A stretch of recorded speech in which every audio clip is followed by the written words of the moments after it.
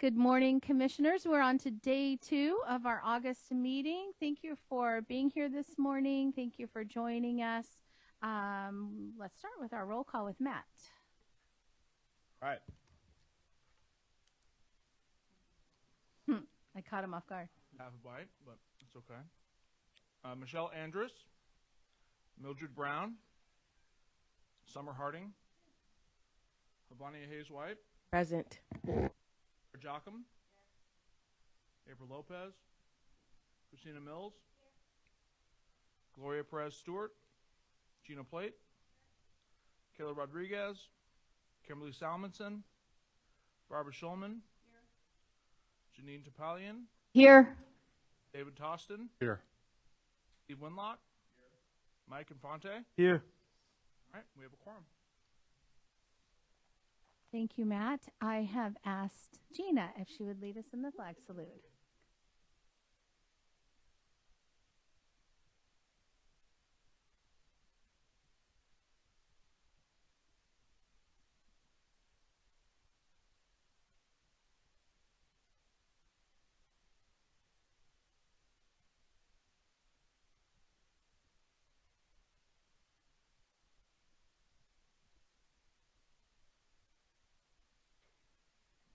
Before we take a look at the agenda, I wanted to take a moment and thank Steve so much for hosting us at his home, those of us that were able to go. I really did have such a great time. It was such a nice moment for me on the first day of being chair to be able to go to your house and sit in the backyard and visit for a little while. The art that you have just inspired me. I really, really love visiting your home. I'm sure everybody had a great time too. So thank you so much for hosting us. It was a great, great evening. I'll open it up. Does anyone else have any announcements or anything this morning? Nope. Okay, so let's review the agenda of the work we're going to do today. Okay. Before we go into our review of the agenda, just a few quick reminders. At the Commission, we ask everyone to avoid acronyms so that everyone can be included in the conversation. Copies of the agenda and all the materials are on the table in the back. After each agenda item, there is an opportunity for the public to make comments. We simply ask that you fill out one of the yellow cards in the back and make sure that Matt at the front desk receives that if you want to make a comment for any particular agenda item. Looking at our agenda today, we will begin in the morning with an assessment update from the CDE staff. We will have a presentation from the SELPA systems improvement leads who will be providing an overview of the work that's been happening to date and some of the plans for the remainder of the year. After our break, we will have the report from the State Special Ed Director. Following that, we will hear voices from the field who will be sharing with us some of the areas they'll be focusing on in supporting site administrators this year. After lunch, we will hear from the Brett Malico, who will talk about the work of the social emotional learning community of practice and some of the exciting work that's happening there. We will receive an update on the state seal of civic engagement later this afternoon. We will have an opportunity for public comments related to items that are not on the agenda. And then we will conclude the day by planning our future ACSE agendas. Thank you so much. Since I have the luxury of just a couple minutes before we have our item 9, I wanted to throw out something that came up this morning and ask all the commissioners how they feel. It was mentioned that, and I don't know the process where we would make this decision, but I wanted to gauge everyone's thoughts on if we wanted a different start time for our second day for those people that are flying home. Sometimes it makes it easier for them to catch an earlier flight. So, Matt, what would be, if we were interested in having an 8 a.m. start time versus a 9 a.m. start time, what might that look like?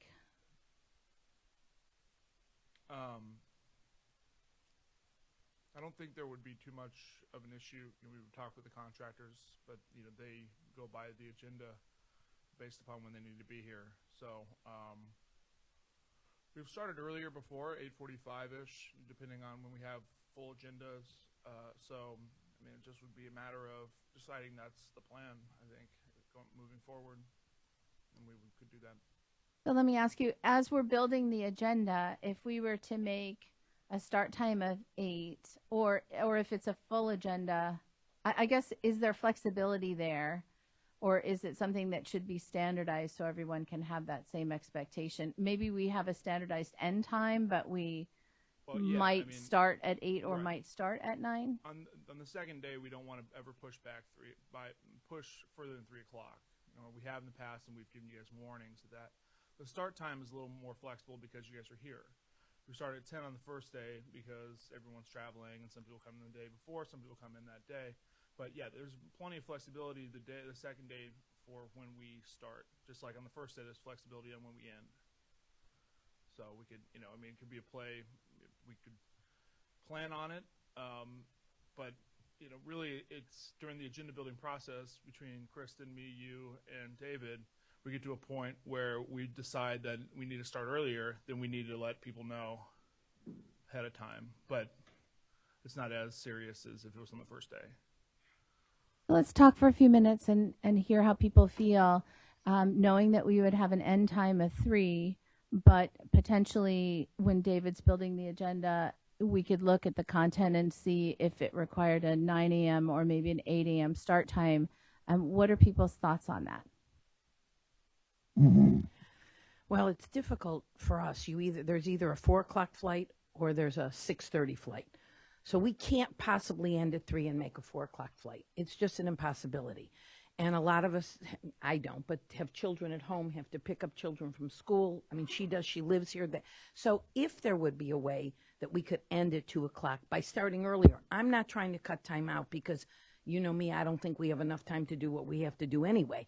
But if there would be a way, and if people wouldn't mind, I think that would be a better idea for those of us traveling.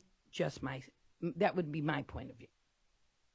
Well, I travel too, so that 2 o'clock would be, I have school early in the morning, so yeah, I guess I misstated that. So it would be, if we were wanting to start at 8, could we end at 2? Let's kind of gather everyone's thoughts on that.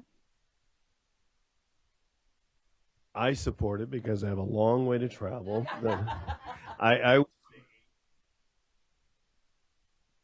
I agree, and I'd be willing to make the motion that we move to having a second day meeting begin at 8 a.m. and adjourn at 2 p.m.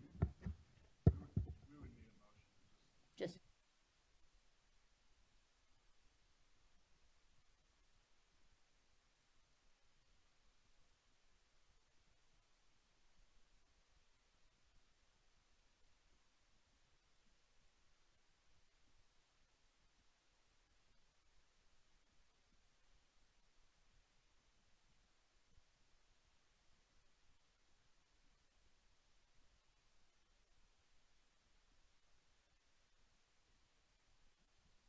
I guess we should ask if anyone has any issues with it, because we can plan our agenda with an 8 to 2 time frame unless that poses a problem for someone on that second day. But I'm not seeing that it does. All right. So David and I can take that into consideration as we build for the October meeting, and then watch for that when the agenda comes around to you, just so you can make your plans. But I think it's a great suggestion just to get that flight home at 4 o'clock. Gets harder and harder the older I get to get home at 10 and make it to school by 7. Okay, so thank you for that discussion that we were able to have. I want to thank everyone yesterday for the work that we did, and be able to give us some information on some ideas that are pending in our work, and it will help David and I in building an agenda that will be reflective of the kinds of topics that you want to talk about and that you want to think about. But by all means, you're welcome to email either David or myself or both with things that come up, or people that you think that might be very valuable to hear from, and we will certainly look at that in terms of the context of building the agenda. We do start building that agenda quickly, right, Matt, for October. So it's never too late or too early to be contacting us, and we're happy to take information that you have that you think would be important for us to talk about. I did see that Michelle came in, and so we might start just 5 minutes early, if that's okay, Michelle? Okay, perfect. So I'd like to introduce Michelle Center. She's with the Assessment Division. She has an update for us, and we always love to hear about the work that they're doing. I'll say that I've so enjoyed being on the monthly phone call with you and hearing about things that are coming and being able to weigh in on some of the work that they do. I love that they have extended that opportunity for me. If another commissioner, as I've taken over as chair, would like to take that position, please let me know, because it's really, really great information. It's an easy 1 hour phone call once a week where everybody kind of jumps in and weighs in, and they give us some great information, and then you're able to talk on behalf of ACSE in terms of what you think the work that we've been doing impacts the work that they do. I think it's helpful for Michelle to kind of have that voice as they're planning their work. Anyway, we look forward to your update. Thank you for coming first thing this morning, and welcome, Michelle. Good morning. I have also with me Mary Ann Arcilla from ETS, and we're going to co-present this morning on our assessment update. We've loved having Summer as part of our group, and like she said, it's a 1 hour meeting. We also do 2 in-person full day meetings with that group on some things that we really need to dive deeply in. And so do please let me know if we want to change the representative. I think that we're a better group when we have someone from your committee on the group, and I also think that you feel more informed because you have someone who can present other than me on the activities going on in the assessment. So today we're going to talk about a couple things, and then there'll be some time for questions. Going to give you an update on where we are with the accessibility supports usage information that I know that you are eager to hear about. And then we're also going to talk to you about an application that we are developing that would give information on a student's ability to navigate our online assessment platform. So I want to give you an update on those 2 things, and then make sure that you have some time to ask your questions. So to provide some background and context on accessibility usage in California, we know that we have developed an online system with accessibility supports that really are the bar nationally now. We have tests that have a great array of accessibility options for students. And we also have implemented different avenues to try out those resources prior to the summative test. We have training tests, we have practice tests, we have interim assessments. All of those things allow for trying out our accessibility features prior to the summative. That is the system that we built. And you, as well as others, are asking us about usage, because so far I've only been able to tell you about assignment. So in other words, we provided access to a student for, let's say for an example, translation glossaries or ASL videos. So that feature was available to students. And you've been asking, but have they used it, right? Seems like a very, very simple question. And I'm here to tell you today it is not a simple question. And it is a very complex question. So let's take a look back about basically a 2018 October meeting where we came before you and we gave you an update on this. I think it may have been in partnership with ETS, probably Tom Foster at that time. And I provided you with a list of those accessibility supports that we would try to collect information on for 17-18.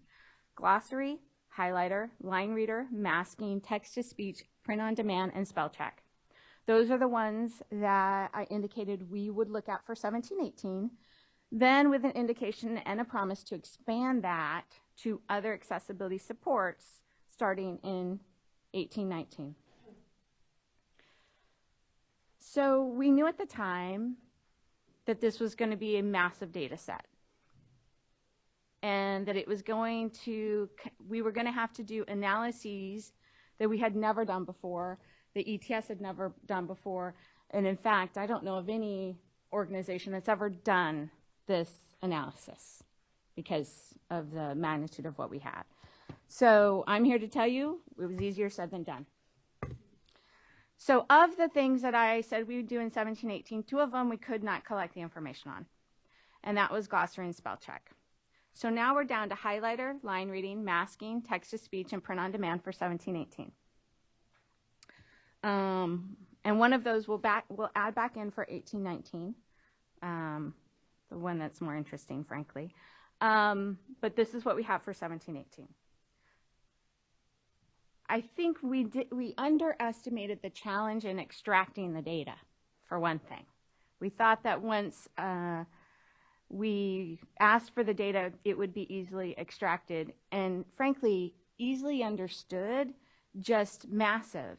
It turns out that none of those things are true. It's not easily extracted. It's not easily understood. But yes, it is a massive data set, right? And we want to get this right. We don't want people to look at the data and make incorrect interpretations that could potentially do harm. And we don't want that to happen. So we've learned lessons on this undertaking. And I, of course, always pride myself in being transparent. So I'm here to tell you that we are learning from our ambitious work that we were undertaking. So the bottom line is that what we plan to do now for 1718 is really try to understand and better extract the data from the application itself, which we've learned some lessons. As you can tell, we had to remove 2 of the things because we thought we could collect data that wasn't. I mean, imagine in your mind an application tracking every keystroke, because that's what we're talking about here, for every single item, for every single student, for every single test, right? So imagine that in your mind, because that is what we, frankly, are imagining and trying to do. So we need to better understand exactly what those keystrokes are telling us and how to extract them. And those are the lessons that we're learning from 1718.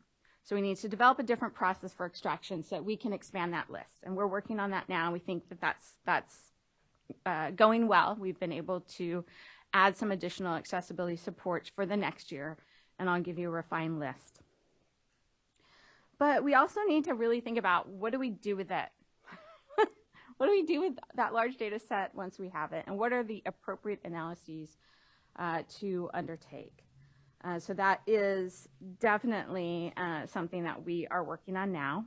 And as part of that, what we've done is we've created a few sample questions so that we can think about this large data set, the analysis and the data displays that come out of it. You want to be able to answer certain things. So here's our draft list of our current sample questions we have.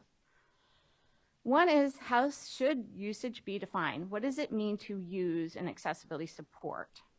Do you have to click on an ASL video once? Twice? Do you have to stay on the video? I don't know.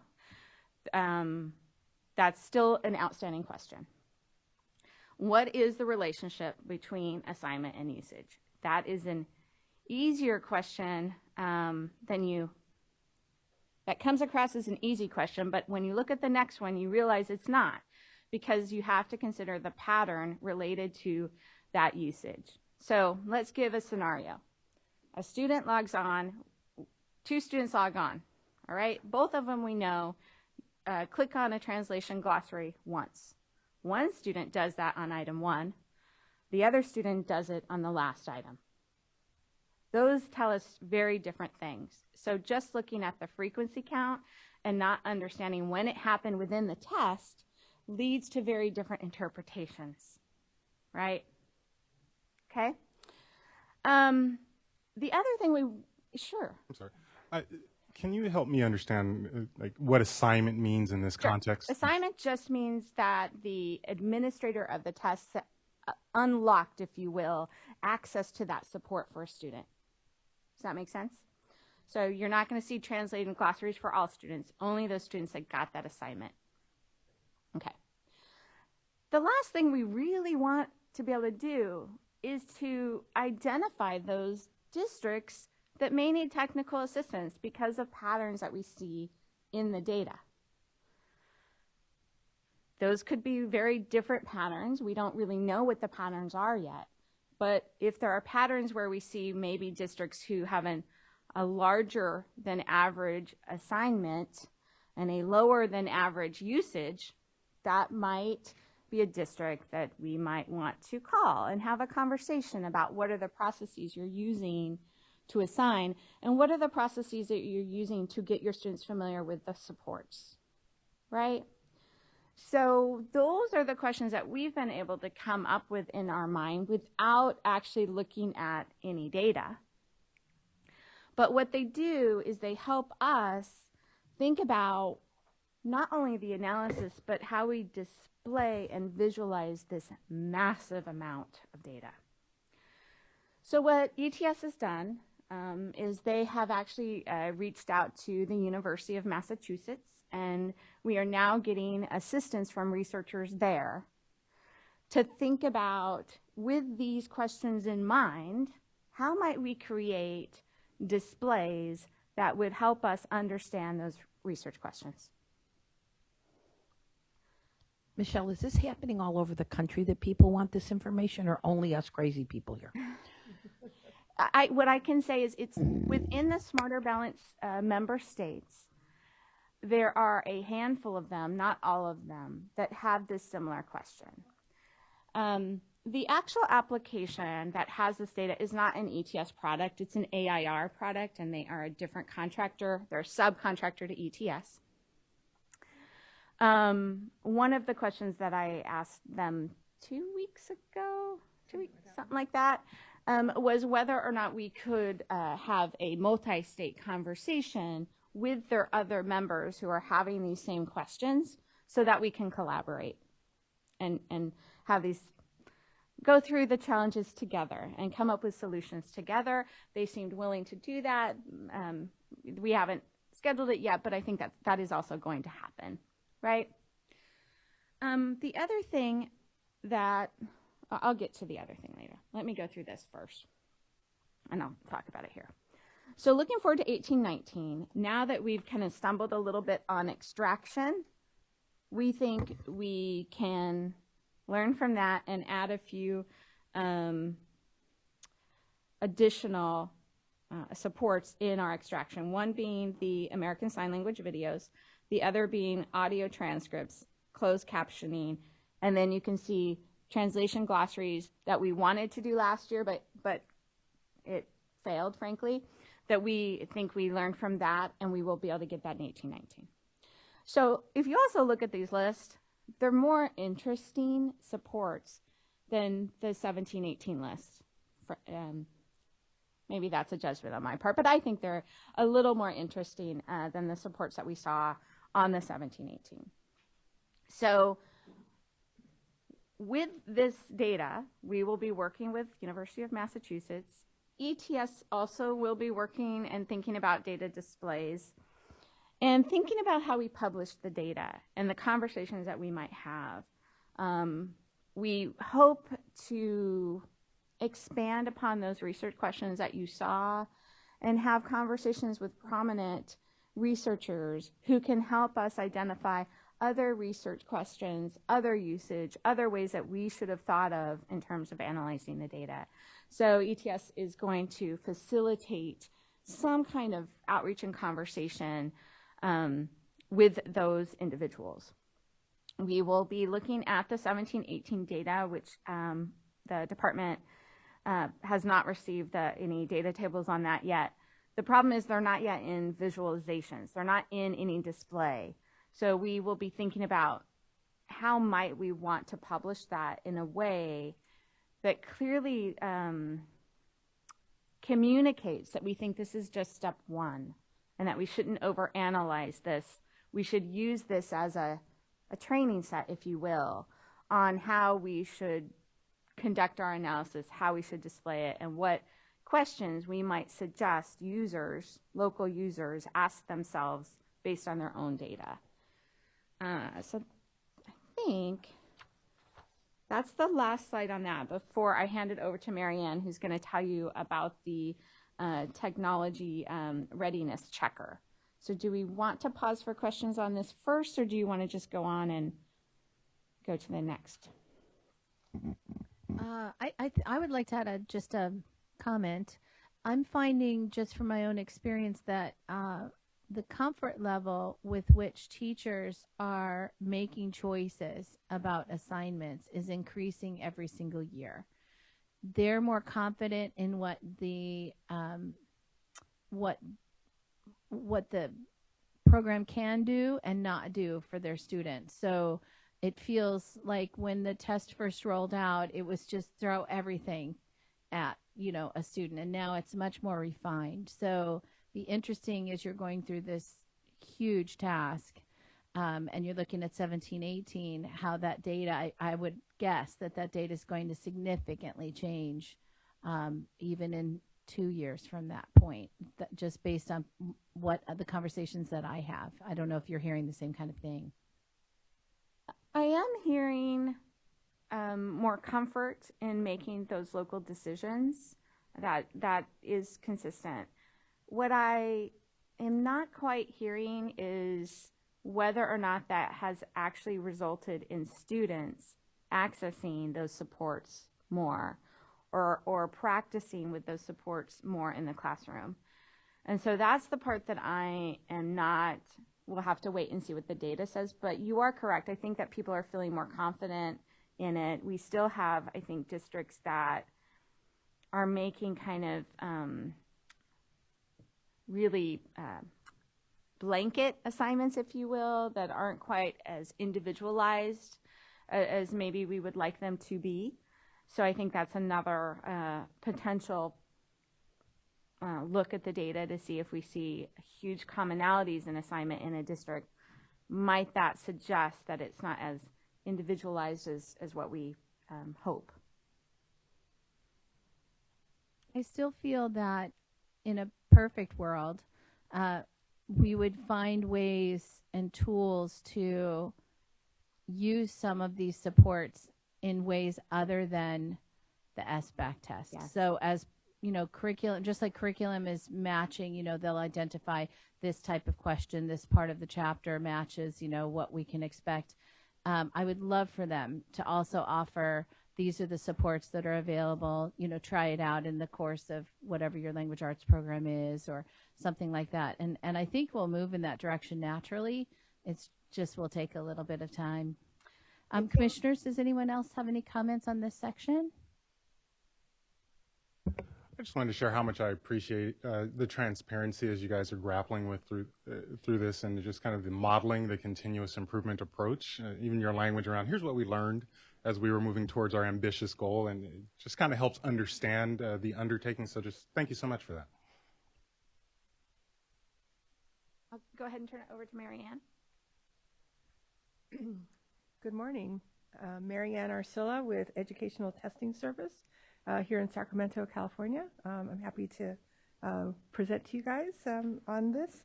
So just by way of background, and I'll move to the next slide. By way of background, during the May 2019 board meeting, so just very recently, the board approved the high-level test design for the LPAC computer-based assessment. LPAC is transitioning to go online. That's the English language proficiency assessment. So 18-19, it was paper. We're going online beginning spring 2020.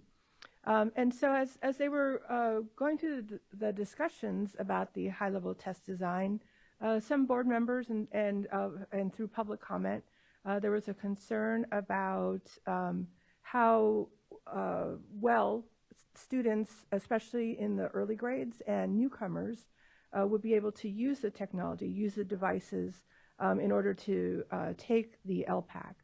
And so as a result of that, CDE and ETS worked together to come up with a tool, an application that teachers could use to have their students take to kind of get a sense of their technology readiness. And so right now it's called the Technology Readiness Checker for Students, or TRACS for short. And so I'll tell you a little bit more about it, and then I'll go through a short demo.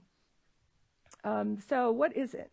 One of the things that we wanted to have this application do is check the students' technology familiarity with whatever the device they happen to have in the classroom or planning to use during testing.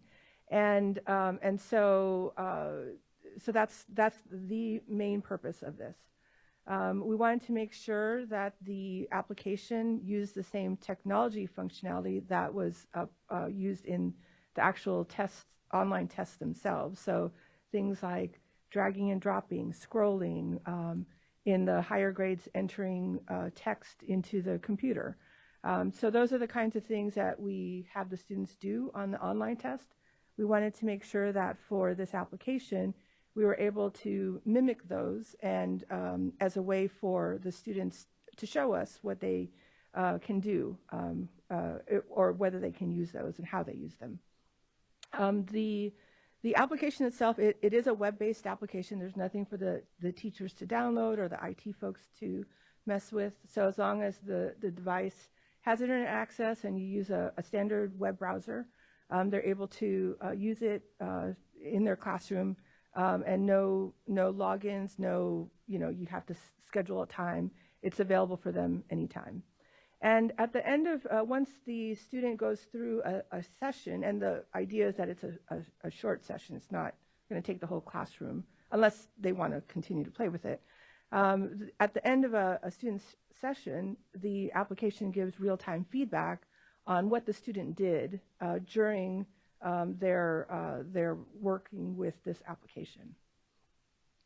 I'll do a short demo here.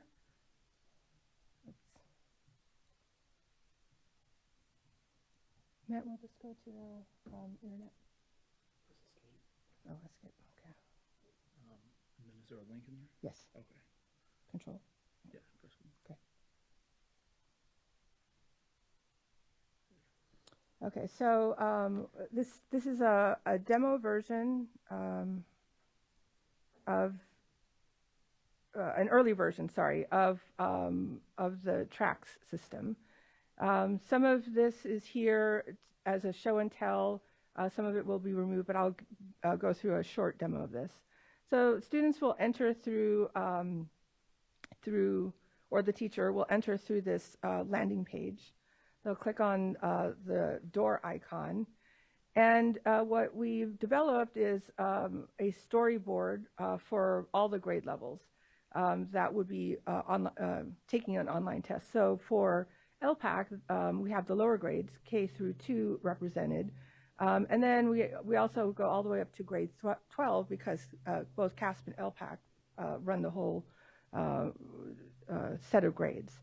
The difference between the kindergarten or the earlier grades, the middle grades, the higher grades is really in terms of the graphics that are presented and some of the functionality. In the lower grades, there are some things that they're not doing, like keyboarding, whereas in the higher grades, we'll have functionality in there where they are actually doing keyboarding. And that's as an example. So I'm going to go through a grade 2. And I'm just going to enter a few things just to get through this.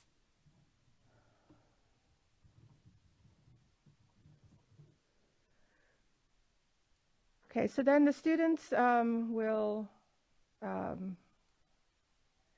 see a short demo. One of the things that we wanted to make sure is that students who are not familiar with the technology or who might be newcomers that are not yet, don't yet have an understanding of English, that they can go through this without reading text. This is a second grader, kindergartner. The kindergarten version is actually the same, but that was also one of the things we wanted to make sure is that for the lower grade, the early grades, that they can kind of go through this and it's an intuitive interface. So they'll go through a short demo. There is audio on here for the demo that they can see, and it kind of shows, it shows how the student would interact. And if any of you are using games on your phone, a lot of the demos and tutorials are very, it mimics a lot of that kind of tutorial. So I'll just go through. So the goal of this application is for the student to develop a story. In this one, they're asked to pick from 2 different kinds of storyboards. And this mimics they're selecting a answer option in the test. I'm going to select the one on the right. And then they're presented with graphics on the side. What I'm doing is representing the scrolling functionality that they would do on the test. And then they're asked to select images, also similar to what they do on the test. And then those images will pop over to the left-hand side. And so I'll pick those 2 images. Then I'll move on. Then they're to add the different elements. This is a multi-select, and this is a drag and drop functionality that they would do. And this is one where they can do multiple. For those, for example, in science, we have multiple select options. And then they can add other things if they want to make it their own story. So we wanted to make it also fun and engaging for them. This is one where I could imagine when my boy was young, he would be doing this forever, like this. So anyway, and so the idea is they get to a point where they're satisfied with the story, they move on, and this, they can actually record something, a story to it, or some kind of audio. They could sing, record a song, whatever they wanted. But and this mimics the functionality of what they would do on LPAC when they're recording a speaking item. So I'm not going to do one there, but I'll move on. Oh, is it going to ask me to do it? Okay.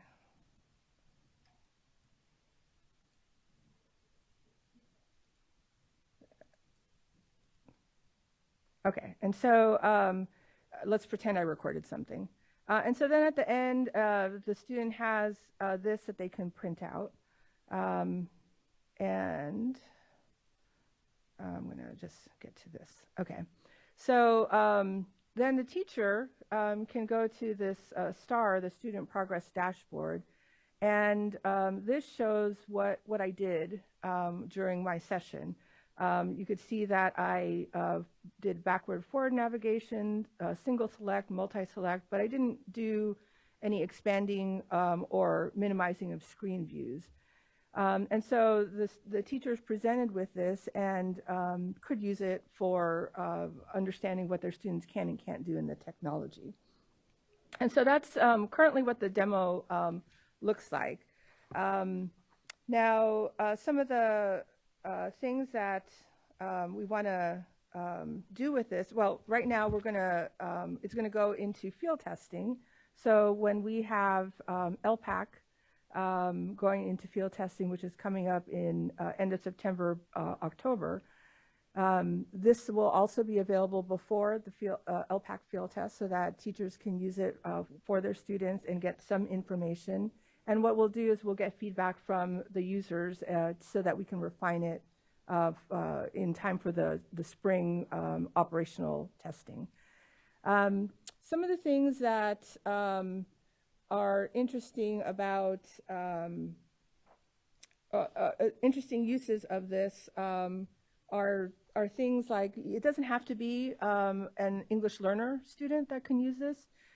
Say, for example, you have your third graders that are, for the first time, they're going to be taking CASP, which is online, and you're not sure what their technology readiness is. You could use it for that, and then the teachers can use it throughout the year to kind of get a sense of the progress of their students on knowing how to do drag and drops or working with the device, especially if they're new. So then that'll help them be more comfortable by the time they get to the summative test. All right. So let me switch back.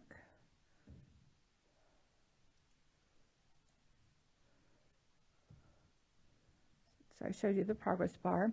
So as I mentioned, we're in development now. In early September, we'll release the beta version for field testing. Students and teachers will have access to it. During September and October, which is at the same time as we're doing the LPAC computer-based field test, we'll collect data on this TRACS application. And then after October, we'll summarize and then decide what needs to happen with the application so that it's ready for this spring operational. And I think that's all I have. So if you can imagine, an educator has to make many decisions now that we've gone online. And one of those decisions is whether or not that student can navigate that interface. And we did visits. We went into classrooms. We talked to students and we talked to teachers. And those students were students with disabilities, and those students were also English learners. And for the most part, I would say the teachers felt like they wouldn't need an application in the environment that we went to because those students were using technology every single day. But that's not the case everywhere, right? We do know that we have instances where they're not using technology for instruction. And for those particular instances, we want a vehicle available. So the idea isn't to require every student to use this. It really is a tool if you do not have that information. Also, if you have a student, maybe a student came in from another district. That is something that we heard when we went and visited out at Twin Rivers.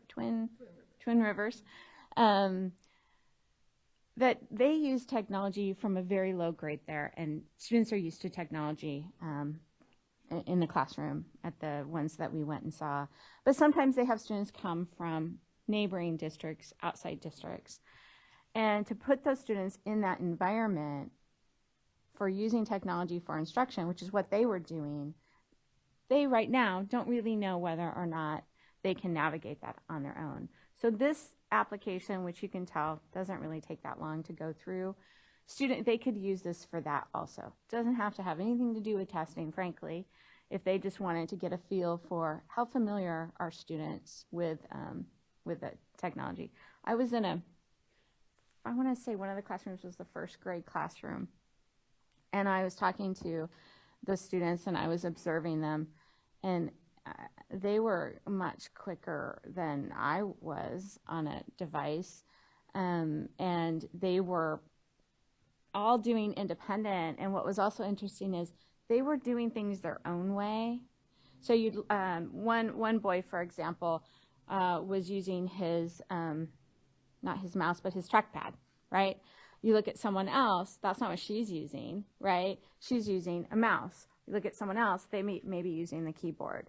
So that's another thing for us to remember is as students are learning how to use technology at a younger and younger age, they're developing the skills that are working for them, and they are different from each other, and that's okay. A system like this doesn't care how you're doing it, doesn't care how you got to that drag and drop or selection, which is also important for us to recognize. So in the future, we are right now conducting several different studies and focus groups, as we are always constantly doing, it seems like.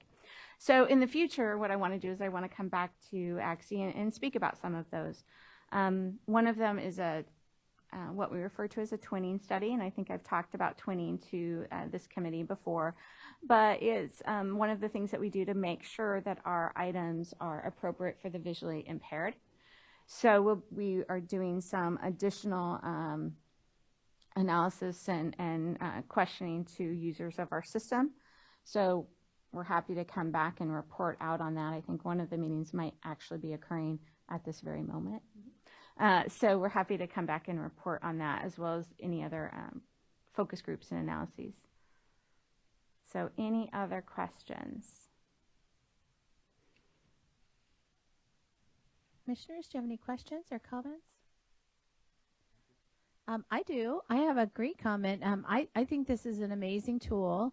I'm a huge believer in students need to create content. And I think this is just another really simple and easy way for teachers to allow their students to create content. But the back end is going to give just a good data point for teachers. I could see it, in the primary grades, one of the first parent-teacher conferences. You just have it out there. You just have it available. Your child has mastered all of these skills. Really simple. I think also as a teacher that you could see, I'm finding exactly what you said, Michelle, that younger students are choosing what they like to do. I don't approach it that way, but that's how they're approaching it. And when they're just having a curricular moment using technology, so it can be a sequencing lesson in kindergarten, but they choose, do I want to drag my character over here? Do I want to drop it over here? Do I want to add stickers everywhere? Do I want to add 10,000 stickers to it? It does sort of give you a little bit of insight into how that student learns. And this is a tool that I'm sure you spent a lot of time developing, and yet would just be a simple go-to for a teacher. And I really appreciate the effort that you've put into it, and I think it could be rolled out very, very easily as just something in a teacher's toolbox to use, but give them a lot of good data points in the back end without students even realizing it. So thank you for that. Any other comments or questions? Do we have any public comments? Nothing? All right, thank you so much. We really appreciate your presentation. I always get so much from it each time. Thank you so much. While Matt sets the computer back up for our next agenda item, I'm going to let David actually introduce item number 10, because this is to do with our SELPA Education Local Plan updates, and I think he would be the perfect person to introduce it. So we've had lots of conversations around the development of the statewide system of support, and the state obviously has committed significant resources towards ensuring that all levels of our system are able to receive support and develop capacity. So we're very excited this morning to have the leadership of the SELPA Systems Improvement Lead Project that's focused on developing capacity at a SELPA level to share updates around the work that they're doing and plans that are in place. So I'd like to invite Jackie Williams from West San Gabriel SELPA, Leah Davies from the Riverside County SELPA, and Tamara Clay from the El Dorado County SELPA to share their work with us this morning. Thank you so much for joining us. Thank you, David, and thank you, Advisory Commission. So as David mentioned, I'm Leah Davis from Riverside County SELPA, and we're going to kind of blend in and out throughout our presentation, so we'll all be up here. But I'm going to just start with a brief introduction of what our work is. Ultimately, the SELPA system improvement leads were chosen to engage in the work of the statewide system of support. And I need to do this. And ultimately, the goal of that is to assist local education agencies and their schools in meeting the needs of each student served, with a focus on building the capacity to sustain improvement to effectively address inequities of student outcomes. So our work is really framed around some of the work that the task force did a number of years ago. And we include this quote whenever we present because we really feel that it drives that work. And so bear with me because we do like to read it. We're that committed to it. So ultimately, we are committed to one coherent system. In a coherent system of education, all children are considered general education students first. All educators, regardless of which students they are assigned to serve, have a collective responsibility to see that all children receive the education and the supports they need to maximize their development and potential so that they can participate meaningfully in the nation's economy and democracy. And again, we just really want that to underscore everything that we do. This next slide is something I'm sure you all have seen a number of times in different presentations. So I won't go too much in depth, but as part of the full system of support, the SELPA resource leads are made up of the SELPA improvement leads as well as a number of SELPAs that have been identified as content leads. And we're working together to support the full system specific to students with disabilities.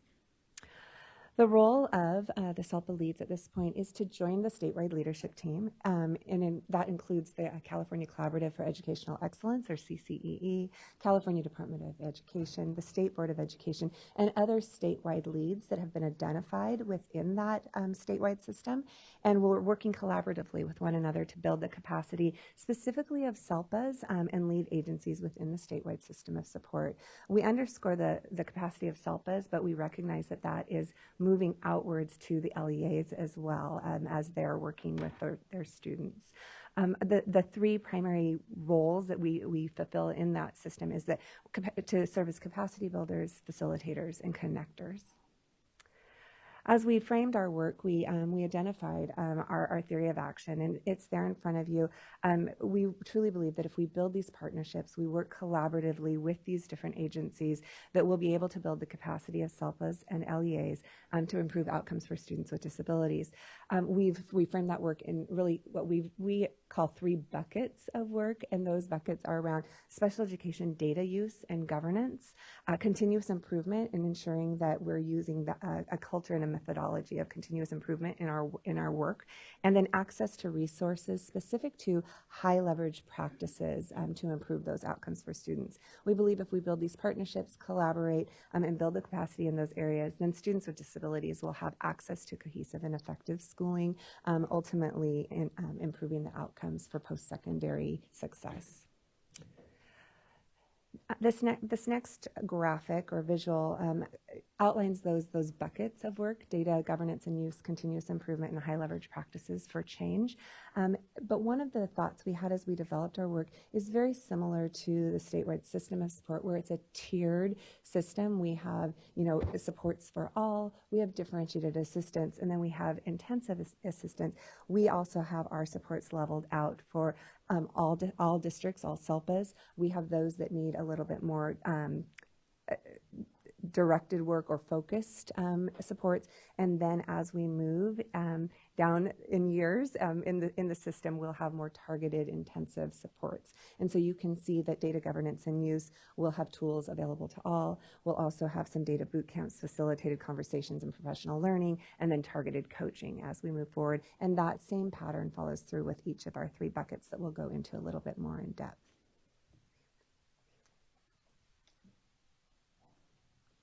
Good morning, everybody. I'm Jackie Williams from West San Gabriel Valley SELPA. It's nice to see you all again. I'm going to go through our data governance and use. And as Leah stated, our work is essentially 3 buckets, and each one of us have taken leads in each of those buckets. Although we are very well known already for being a team of 3, we stick together and we work collaboratively on everything that we do. So one of the areas that I'm focusing on is, in fact, the data governance and use. So introducing the work, these are the areas that we're looking at initially, is the data governance self-assessment. And Leah actually has a piece of this, and she'll be telling you more in-depth information on that. Data governance, Leah and I have been working together with that one. The guide to SPPI indicators, where Tammy has played a major role in, and the development of a common set of tools. So we have the root cause analysis, the state performance plan indicator monitoring, improvement monitoring, and some predictive analysis. And on there you can see the improvementdatacenter.org. That is our future center website landing page that's going to house all of the information that we create, everything that we bring together from our collaboration with other agencies across the state. We're going to compile all of that, and it will be accessible to everyone, and it is under construction right now. So on our data tool development, we're going to look at, again, the qualitative root cause analysis, state performance plan indicators, improvement monitoring, and predictive analysis. So let me go into this a little bit deeper. Oh, I have Leah is going to start with hers right now. Go ahead. I'm actually going to jump ahead a few slides, and then we'll back up. got one that's just a little out of order. So, so Jackie mentioned that Riverside County SELPA is working within this data improvement work as well. And ultimately, right now, what we're building out is a data integration toolkit. One of the things that we've recognized is that we have access to data for students with disabilities, but we haven't been really successful in utilizing that data in an effective manner to really drive our interventions, drive our outcomes. So we are working on a toolkit that will allow LEAs to take a really deep dive into how they see data, what they're doing with their data, how do they govern their data. The toolkit will ultimately include a self-assessment, the ability for a district to create a district landscape, and then allow them to identify priorities and work through activities.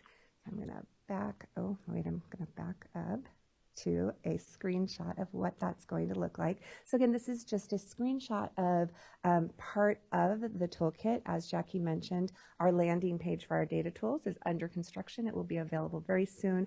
But ultimately, this gives you an idea as to what a district will see when they log in to engage in this data integration toolkit.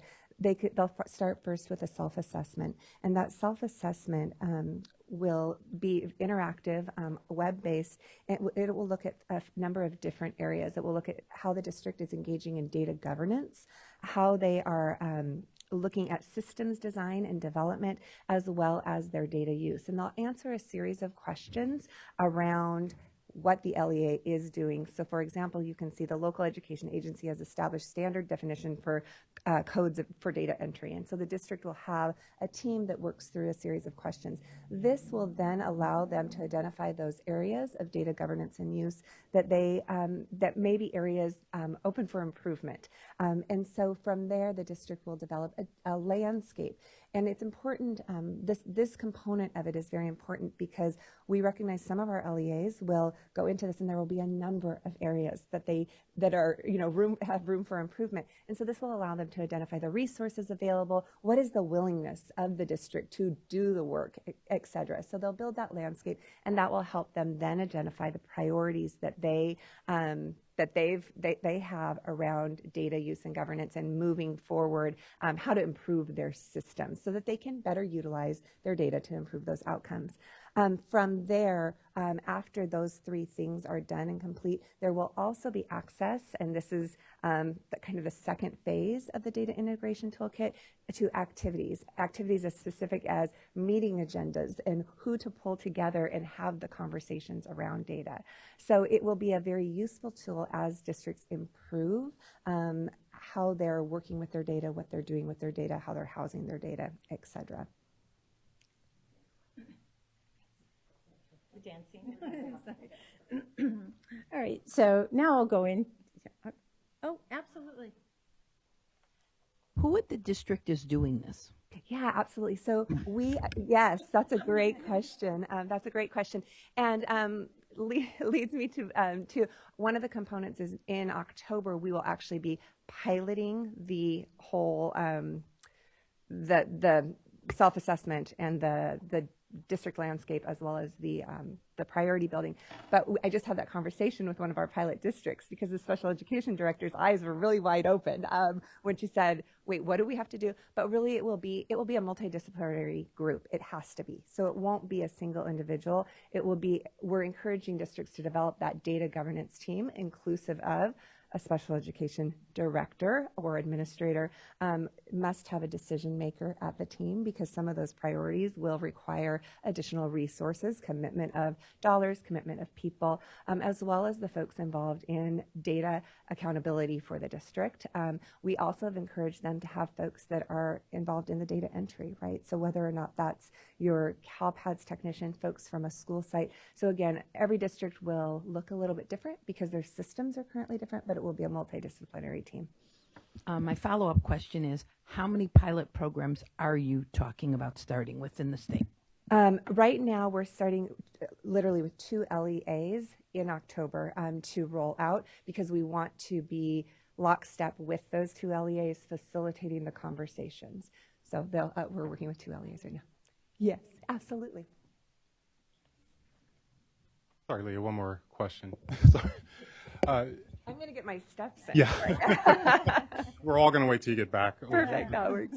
You know, as you're talking about districts using this, it seems as though this would also be applicable for county offices of education who are serving students as a district of service, or charter LEAs. Anyone who has a data set around students would be able to go through the governance support. Absolutely, absolutely. And thank you for pointing that out. I tend to lean on LEAs. At Riverside County SELPA, one of our LEAs is our county office for their special education programs. So absolutely it would be accessible and very beneficial for our COEs as well. Thank you. Wait till she gets back though. All right. Thank you for that, Leah. Okay, so I'm going to tell you a little bit about the root cause analysis. So the purpose of our root cause analysis is to build the capacity of the SELPAs and LEAs around the tools that would support a comprehensive root cause analysis. So what we're doing around this, the work that we're doing on the back end, is we're not going to be creating root cause analysis tools. We recognize that there's a lot of work out in the field already around root cause analysis, and folks have already been doing the work, and good work in some areas. So one of the things that we're doing globally with our data work is we're looking at connecting with other agencies, LEAs, COE, county offices of ed, SELPAs, et cetera, to see what they're doing and what's working for them. And as we talked about in the beginning, that we're connectors. And part of the thing that we're connecting with are other agencies to see what they're doing and what's working. Our goal is not to create an entirely new universe of tools when there are tools out there already. So that's one of the things that we'll be working on. So with the number of improvement work, there's a lot of improvement work out there that folks are doing. And so we want to, again, be able to build their capacity and get as many tools out there that we can, and then look at the tools. And we're in the discussion right now talking about how we can take some of these tools and make them more interactive.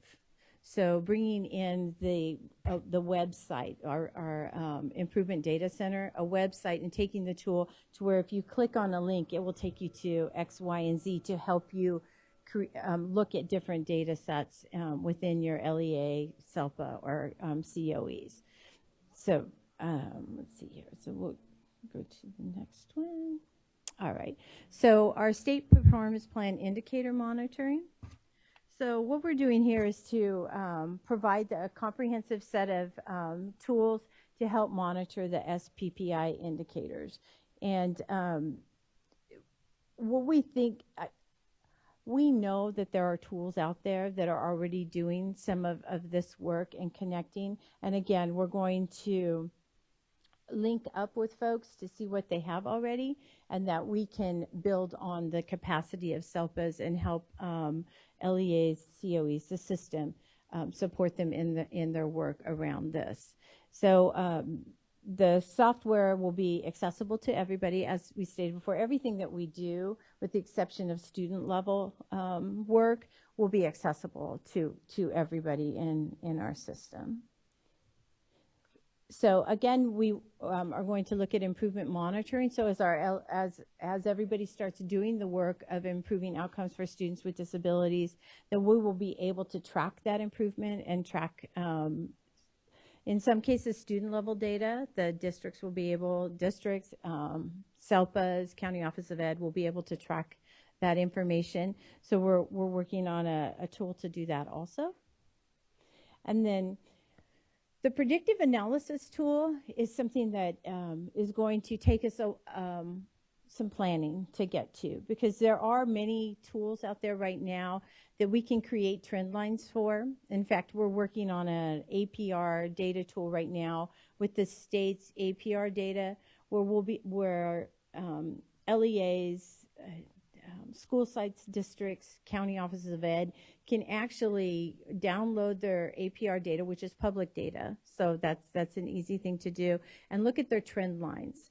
So right now that information it's past information. It's already happened, but they would still be able to see trend lines. So we're working with Kern County GeoLead on that project, and they've been providing us input, and they're our voice from the field on that one to help us understand the needs of that consortium in that GeoLead area. And that we're hoping to roll out September, October, and make that tool accessible to the system. And as we move forward with CalPads now being a longitudinal data source, we're looking at integrating how we can create the tool so that individuals, the system folks, can load that data, real-time data, into the tool and get real-time information to look at where the students with disabilities are at. So the predictive analysis, again, is probably won't be available to the system, the state, until towards the end of our grant cycle. It's quite complex. I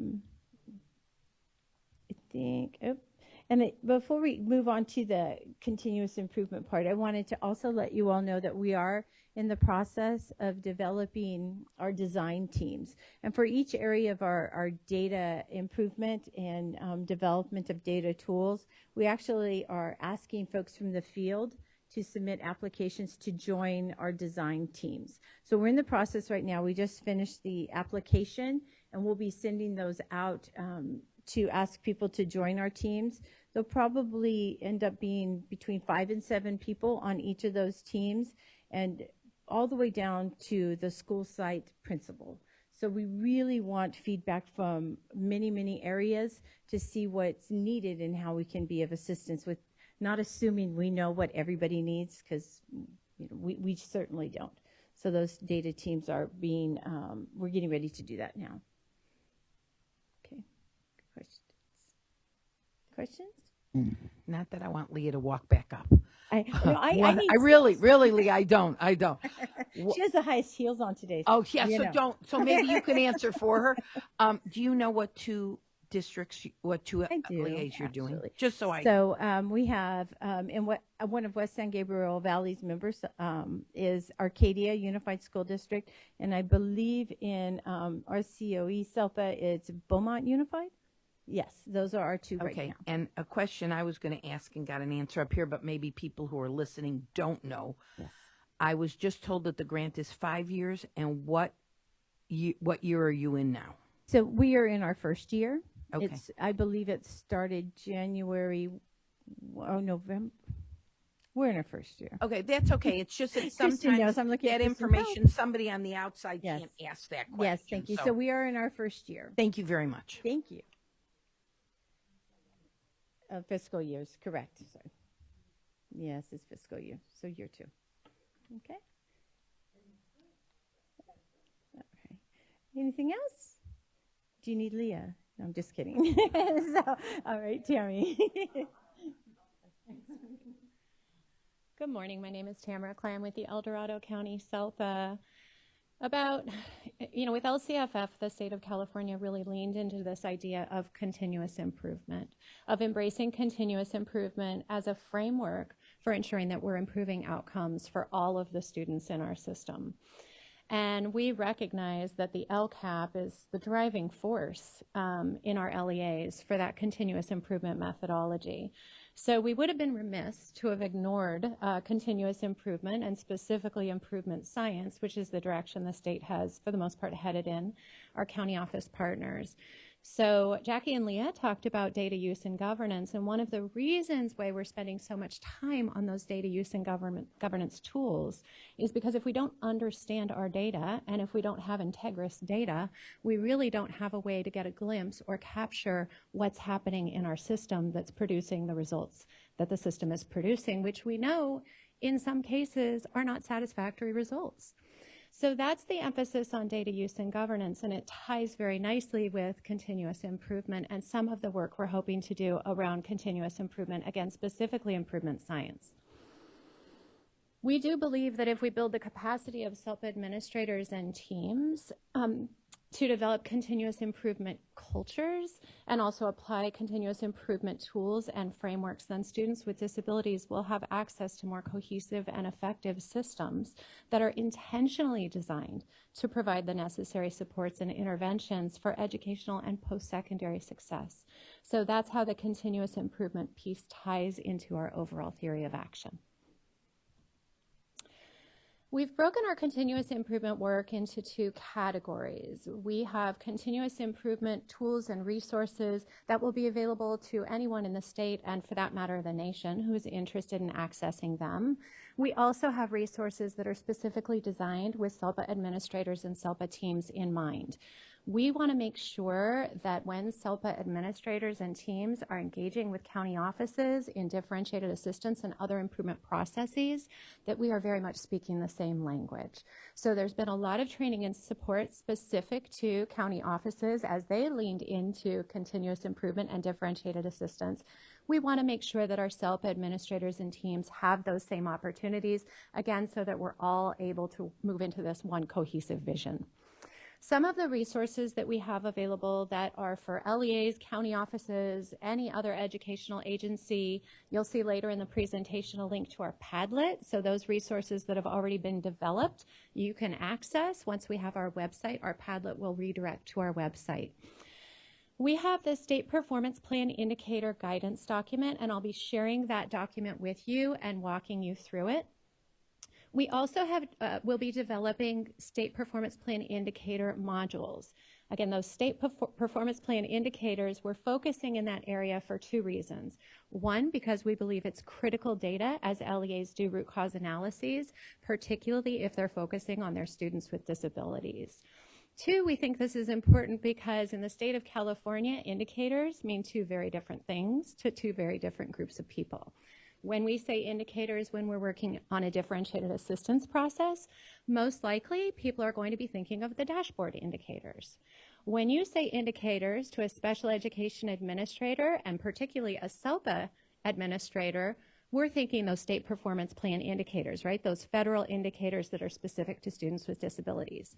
We had to crosswalk and make sure that there's a shared understanding of the value in these two different sets of indicators and also how they connect. We also want to clarify any misunderstandings and make sure people know they are not the same. So that was one of the goals of that document, and again, we'll walk through it. We also have a document that Sacramento County Office of Education developed in partnership with El Dorado County SELPA on behalf of SACSE, and that's a document called Improving Performance of Students with Disabilities. We will talk a little bit more about what that document captures, but we have developed modules to accompany that document. It's intended to be a guide and resource for LEAs or county offices who really are trying to understand what's important if we're looking at improving outcomes for our students with disabilities. Finally, we'll be developing some improvement science modules in partnership with Brandon Bennett, who is a fellow with Carnegie and one of the state leaders in improvement science. So those modules will be available to anyone who is interested. And Leah is going to talk later in the presentation about an annual event we're excited about hosting that will be April 23rd. Consider this your personal invitation. For SELPA administrators, shifting over to the right-hand column, we have some activities, specifically training opportunities that we are making available to SELPA administrators and their teams. We have a training called SELPAs in the Statewide System of Support. It is a total of 5 days of in-person training, focusing on what we hope is everything a SELPA team member would need to know in order to fully partner and understand and engage in the statewide system of support and this vision of one cohesive system. So that training includes components on data management, data tools, continuous improvement cultures, methodologies, and tools, students with disabilities in the LCAP, and understanding the California dashboard, differentiated assistance, and the connections to special education quality assurance processes. How does performance indicator review and that process connect with differentiated assistance or LCAP development? We want to make sure we're making those connections. Another training opportunity that will be coming is Improvement Science Basics. This is a 6-day in-person training for SELPA administrators or SELPA team members who really want to do a deep dive in improvement science. And that training will be offered in locations across the state. If SELPA administrators, because we recognize different SELPAs have different capacity, so while we would love for teams to be able to attend, we recognize that some SELPAs are a team of one. So we are working with and taking feedback from our rural SELPAs and other SELPAs that may not necessarily have the capacity to engage in this way so that they can access the information they need. We recognize California is unique because California is unique. I spoke about the Improving Performance of Students with Disabilities document. Again, this is a document that was actually developed in 2018 by Sacramento County Office of Education and El Dorado County Office of Education. I had the pleasure of being involved in the development of this document. Some of the areas that are addressed in this document is some guiding principles around improving outcomes for students with disabilities, California's accountability system, the California School Dashboard. Who are California students with disabilities? Because the reality is there is misunderstanding just around who are these students we're talking about. A lot of misunderstanding. MTSS and UDL, improvement processes, creating improvement teams, which can be challenging for some of our small LEAs and small county offices, developing problem statements, root cause analysis, and tools and resources to support all of these processes. That is the document that we have recently developed and released modules to accompany so that folks can not just access the document, but can utilize and view the modules on each of 4 sections. So this is the state, oh, was there a question? Yeah. I'm sorry. Is it online? Can people get it now? Yes. So the modules are not yet online because the module videos are they're too big to put on a Padlet. Okay. So we're waiting for the launch of our website, and then the modules will be available on our website. But this is available But now? this document is available and how would you in get the that? Padlet, and the link is on the last page of this presentation. Oh, see, I was ahead of it. I'm so sorry. Actually, it's funny, Lee. I'm so sorry. We're improving every day. Lee and I were just having a sidebar saying we got to get the Padlet earlier in the presentation. Yes, I'm glad you asked. So that Padlet link houses all of the resources, all of the training flyers, and everything that we have developed thus far. And we're encouraging people to continue to visit the Padlet because we will be continuing to add components to the Padlet. And are there teachers and stuff on this as you're developing this?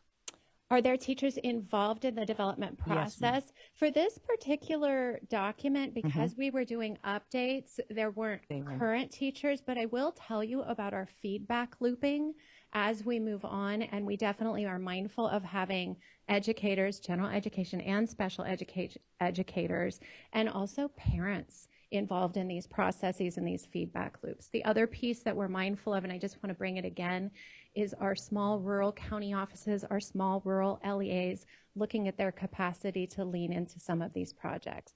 But this particular document, we did not have parent representation. So the state, are we good? It's a good place to pause.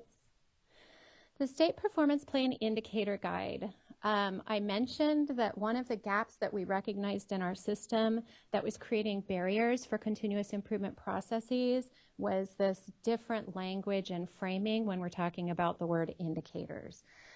In El Dorado, I have the privilege of being a part of our county office differentiated assistance team and providing direct support to some of our local education agencies. And it becomes really clear that there is this whole data source in the state performance plan indicators that really a lot of folks in the field are not aware of and are critical to conducting thorough root cause analysis. With that in mind, we developed this resource for school leaders and anyone who wants some fascinating night reading to gain a deeper understanding of California's state performance plan indicators. And this document also is on our Padlet. There are 3 sections to this document. It's 68 pages, which is why it might make a good night read. It was not intended to be read cover to cover. So the 3 sections are, there are some introductory documents, The next section is a collection of individual indicator handouts that we intended to be sort of a grab-and-go resource. And also we have some appendices. You'll notice on your slide, not just appendices, but helpful appendices.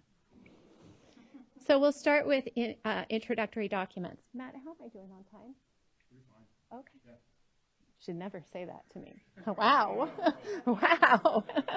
That's an invitation. So the introductory documents include an introduction to the state performance plan indicators. We don't want to assume people know what these indicators are. So there is a document specific to what are these indicators and why are they important.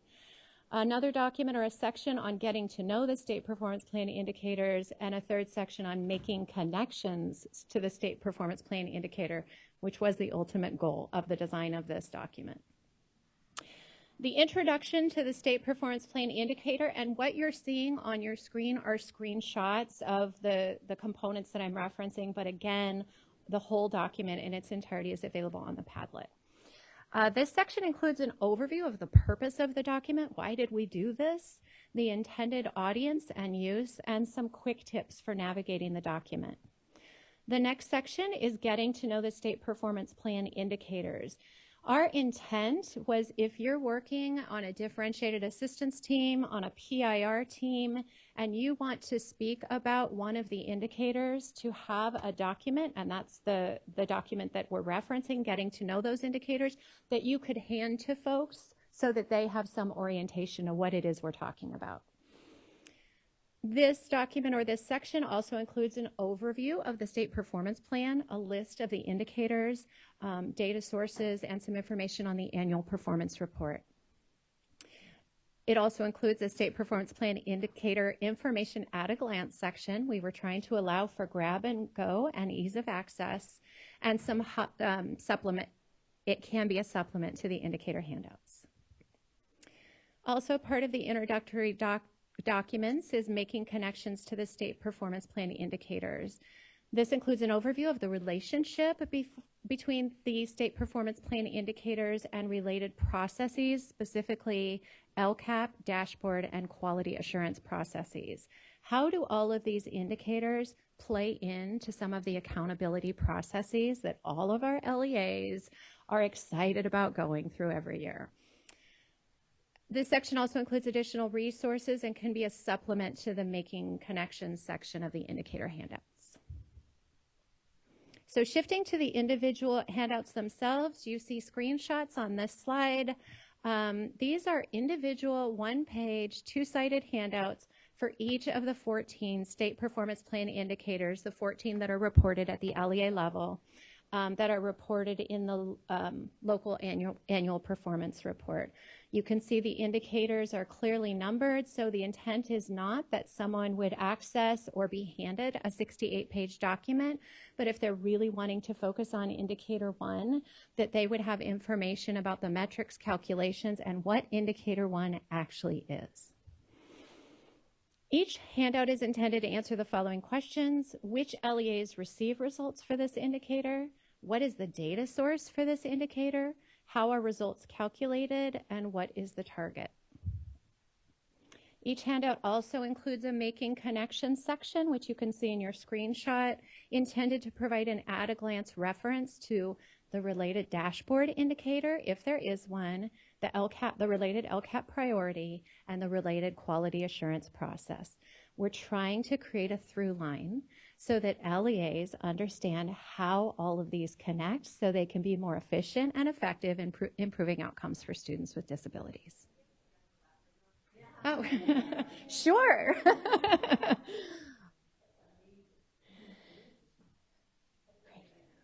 It's nice to hear that. I'll tell you about our feedback loops, and I'm glad this is being recorded because we had an incredible team of folks who were so committed to this work and making this an effective document. But we'll talk about feedback loops in a minute, because thank you. We continue to want feedback. This document has to continue to improve, and it definitely will change.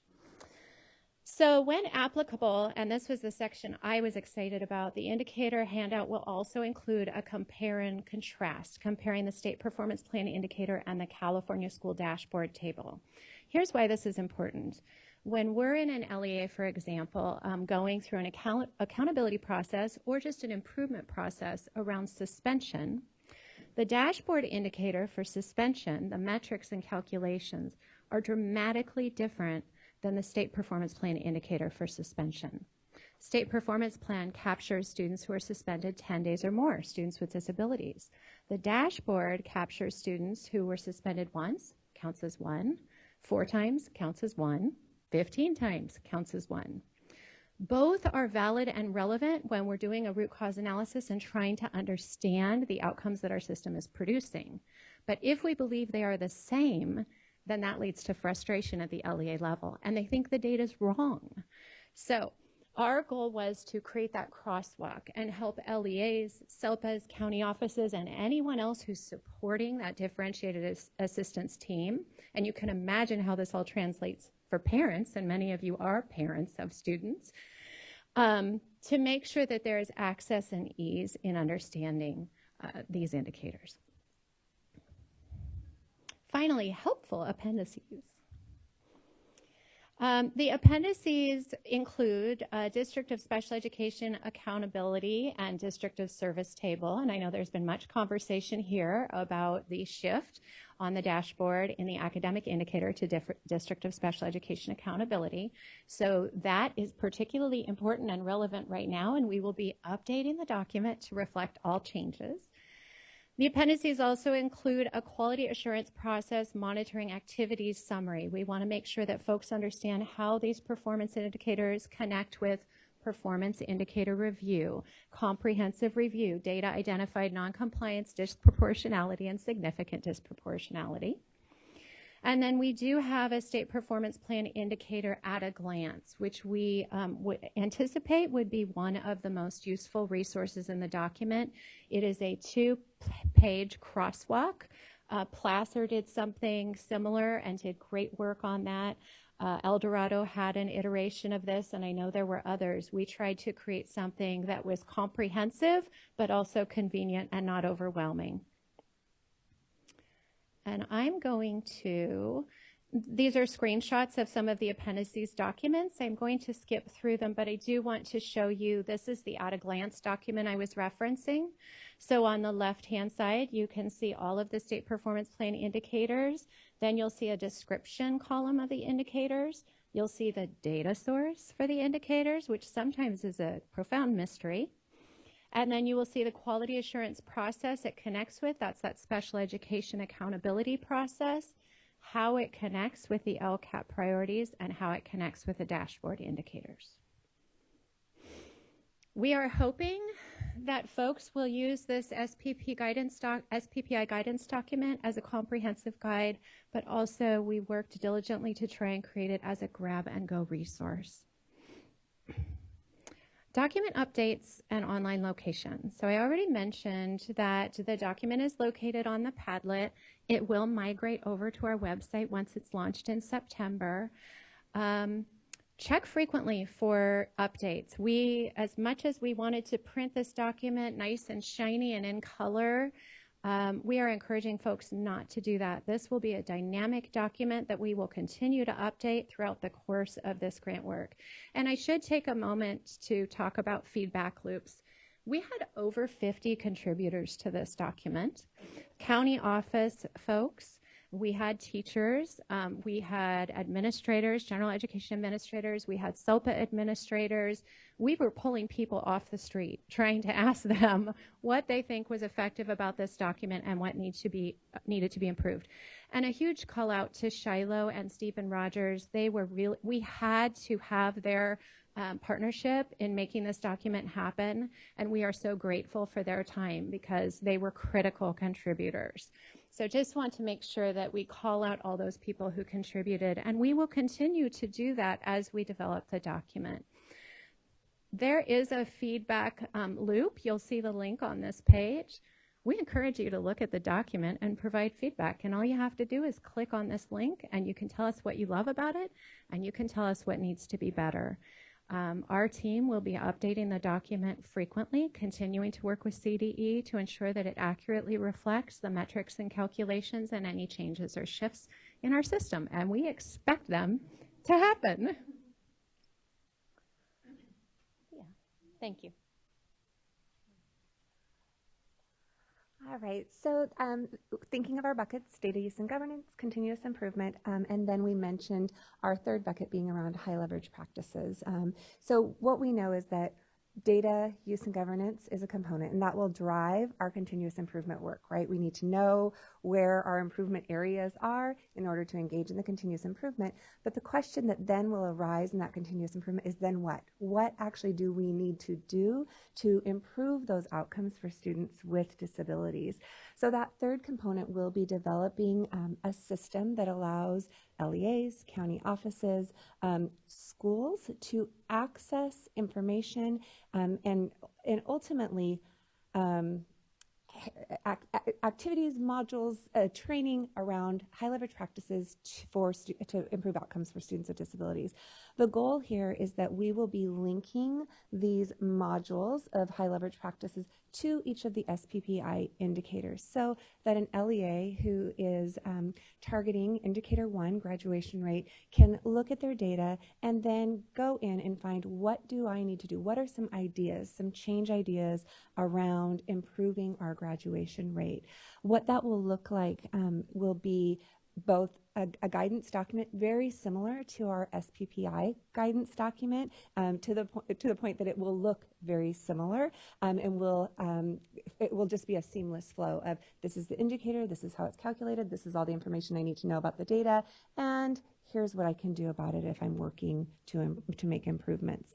The other components that will be part of each of the high leverage practice packages will be actual professional learning opportunities, and they'll be built in a manner that LEAs can engage in a half-day training around a particular high leverage practice and indicator, or they can engage in a 90-minute session, or if they're having a quick staff meeting or they're engaging in some PLN work, that they'll have a 30-minute video that they can watch around it. So we want to make sure that everything that we create, everything that we are rolling out, is accessible to folks. We know, as has been mentioned previous, each SELPA functions differently, each LEA has different needs, we all have different resources and time commitments. So we want to make sure that nothing we create is prohibitive to doing the work.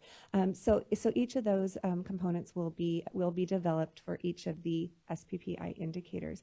We recognize that the Council for Exceptional Children has done some recent work around high leverage practices, and they've really called out 4 areas of high leverage practices, those being collaboration, assessment, social, emotional, behavioral learning, and instruction. We want to build on what they've done. We don't want to recreate by any means, but we also recognize that practical application of those requires that we really target our indicators. What are those areas that we're trying to make improvements in? So that's coming soon. That is in, I will say, the very infant stages of being developed. And then one of the things I want to share is that while Tammy, Jackie, and I are up here presenting to you, each of us has a team back in our respective counties that are working to do some of this work. Each of us has hired and brought into our teams what we're calling improvement facilitators. And these are folks that are coming out of the field, potentially as administrators, some as teachers, that are really diving into each of these areas to ensure that we're looking at through all of the different lenses in developing the work. They will also be some of the folks that are actually out there rolling it out in LEAs. We recognize our bandwidth between the 3 of us is not broad enough to get to throughout the state. So we want to make sure that we're building those teams to really get to LEAs and build that capacity. So the next few slides ultimately are flyers. Some of the opportunities have been already discussed, but this first one that's up is a UDL Implementation Academy, and this falls within high leverage practices. I actually feel like we could attach UDL to each one of the 14 indicators, but we recognize this is a need. This has been called out. It's been shared by many, many of our colleagues and folks in the field that we need more around universal design for learning. And so we are kicking off the year year with a few opportunities both in Northern California and Southern California, and bringing out folks from CAST out back east, and they'll be doing a 2-day implementation academy. So this won't be UDL 101. This will be teams coming and really engaging in the work of how do we implement UDL. So very excited to have that. The flyers are out, registrations are coming in, and you have access to that flyer and those links. The next 2 slides are the flyers that have been released. And again, these are for the most part going out through our state SELPA organization for distribution. So all of these have been put out through that, as well as available on the infamous Padlet. So you can see this provides a little bit more information around the logistics of the Improvement Science Basics opportunity, as well as the SELPAs and the statewide system of support opportunity. And both of those we are offering in both Southern and Northern California, but as Tammy mentioned, really working closely and in coming weeks having some pretty in-depth conversations about how we reach further, recognizing that Northern and Southern California have a lot of space in between and above and below. And then finally, you'll see a slide around our April 23rd opportunity. It will be named shortly. We're working on that perfect name for this symposium or conference. But ultimately, as Tammy mentioned, this is your personal invitation to attend on April 23rd, 2020. It will be in San Diego, California. And the goal of this is to, number one, to promote equity and access, right? That's the framing as we talked earlier with our quote from the Special Education Task Force. That is our guiding mantra around the work we're doing, the improvement work, is access and equity for students with disabilities, and really for each student in the state of California. But the opportunities during this very exciting day will be specific to the buckets of work. So there'll be opportunities to learn and dive deeper into data use and governance, as well as continuous improvement, as well as high leverage practices. So we'll be working with our colleagues, we'll be working with some of the experts in the field to come out and present around this and share more information. And finally, as we mentioned, we really know we need to move the Padlet, but here's the Padlet. And it's been mentioned, but I want to reinforce, this is our temporary housing site. We realized resources were coming out and we needed them to be accessible. We couldn't just house them on our own servers. So this is where you can find much of the information that we've shared with you today. In September, we will be rolling out our larger scale global website. The goal of that is to provide information around the systems improvement lead grant work, as well as resources, as well as the links to these video modules and training opportunities. So it will be basically a clearinghouse for all things system improvement. But in the meantime, please take a moment to visit our Padlet and check out some of the resources that we have there. So any questions? Thank you so much. There's so much here that you've presented, really. Let's start by opening up to commissioners. Do you have any thoughts, questions, or comments? Just a comment. The amount of information that you just shared is phenomenal, and you did it in such a way that made it accessible for all of us. So I don't know if I've ever taken so many notes in a presentation, but I'm very excited to go back and dig into some of the materials that the information that we all really should know, off the top of our heads, but you've made it available in a way that's going to make it easy to access. So just want to say thank you. Overwhelmed. You did a great job. I think it is going to really work out. I like that you're always continuing to change and update it. I think that's a really important thing. We talked about it up here yesterday about how it's important to go back, see what we've done, and then bring it up to be able to look again. So I think that's really important. I like that you're going to add teachers and parents in, because I think that's also important. They have a whole different view. But thank you very much. I took a million notes like Gina, and this is great information, and I want to go back and talk to my SELPA director. So,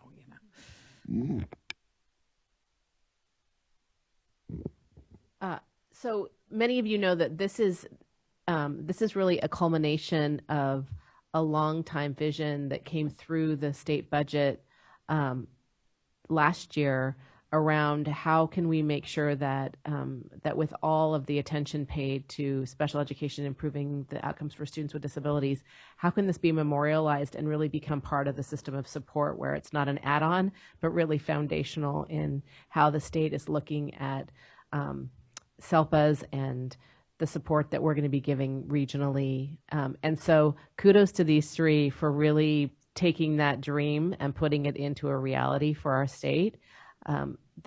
I think we would all agree that as part of our state system of support, they're part of the state system of support. It's not, an afterthought or anything else. So thank you for helping us realize that dream. And we look forward to a lot more of that moving forward. But I think you guys have made an incredible introduction for special education into the big picture and to really help our system be more coherent. So I just want to add, in full disclosure, Tammy and I sit about 15 feet away from each other in our office. Jackie, Leah, and I have worked together for years, so I'm a bit biased, but I feel like I can objectively say I'm super impressed in all of the work that has been done. And just for context, this began in earnest in January of last year. And so to be developing resources, having a vision, and a presence and branding, knowing that you guys are separated by hundreds of miles, and had to build the capacity. Just wanted to emphasize how appreciative I am for the work and how necessary it is, and just the quality and level of it and the excitement going forward in this initiative. So thank you. Are there any public comments, Matt? Okay, so I just want to share, a lot of people said what I was going to say already, but I was thinking about our previous commissioner, Betty Carnett, and how she would always add in, but what about the money? Where's the money coming from? And I thought your presentation today really represented what happens when we have some funding and we can get things done. I mean, this is incredible work, just incredible work with so much content for us to think about. I'm like everyone else thinking, when do I get a free day that I can just dive into this and look? And just the logistics of what you put together for us here at ACSE, I want to thank you for coming and putting such a content-rich presentation together. The logistics of not being side by side, as I started to realize, you're not sitting 15 feet from each other. Your level of communication between the three of you is just so evident in being able to create such a cohesive presentation for us, and then reference really exciting documents that we can all go pull from and start to inform the work that we do. So I just really, everyone's thanked you, but I want to thank you for giving us so much to think about and for the work that you do. I was also thinking about how easy it is for all of us, we're all guilty of it, when we're faced with identifying, well, there's something wrong with this, and this problem, and this. And it takes people stepping up and being willing to do the work to identify what the barriers are and start posing solutions for things. And you just really represent the people that are really willing and able to do this great work. So thank you so much. Really, really appreciate it. I believe I speak for the three of us, but we all three are honored to have been selected to do this work. And it is a true privilege to have been selected. So thank you all for allowing us to do this work. That's so nice. And I love that you mentioned your teams. You must have teams. So, we'll just publicly shout out a big thanks to you and all of your teams too. So thank you so much. Really appreciate it. Matt, you're keeping me on track. I think we're ready for a break now. Okay, commissioners. So we'll take a 15-minute break. How's that? And then meet back about 11 o'clock. Sound good? Thank you so much.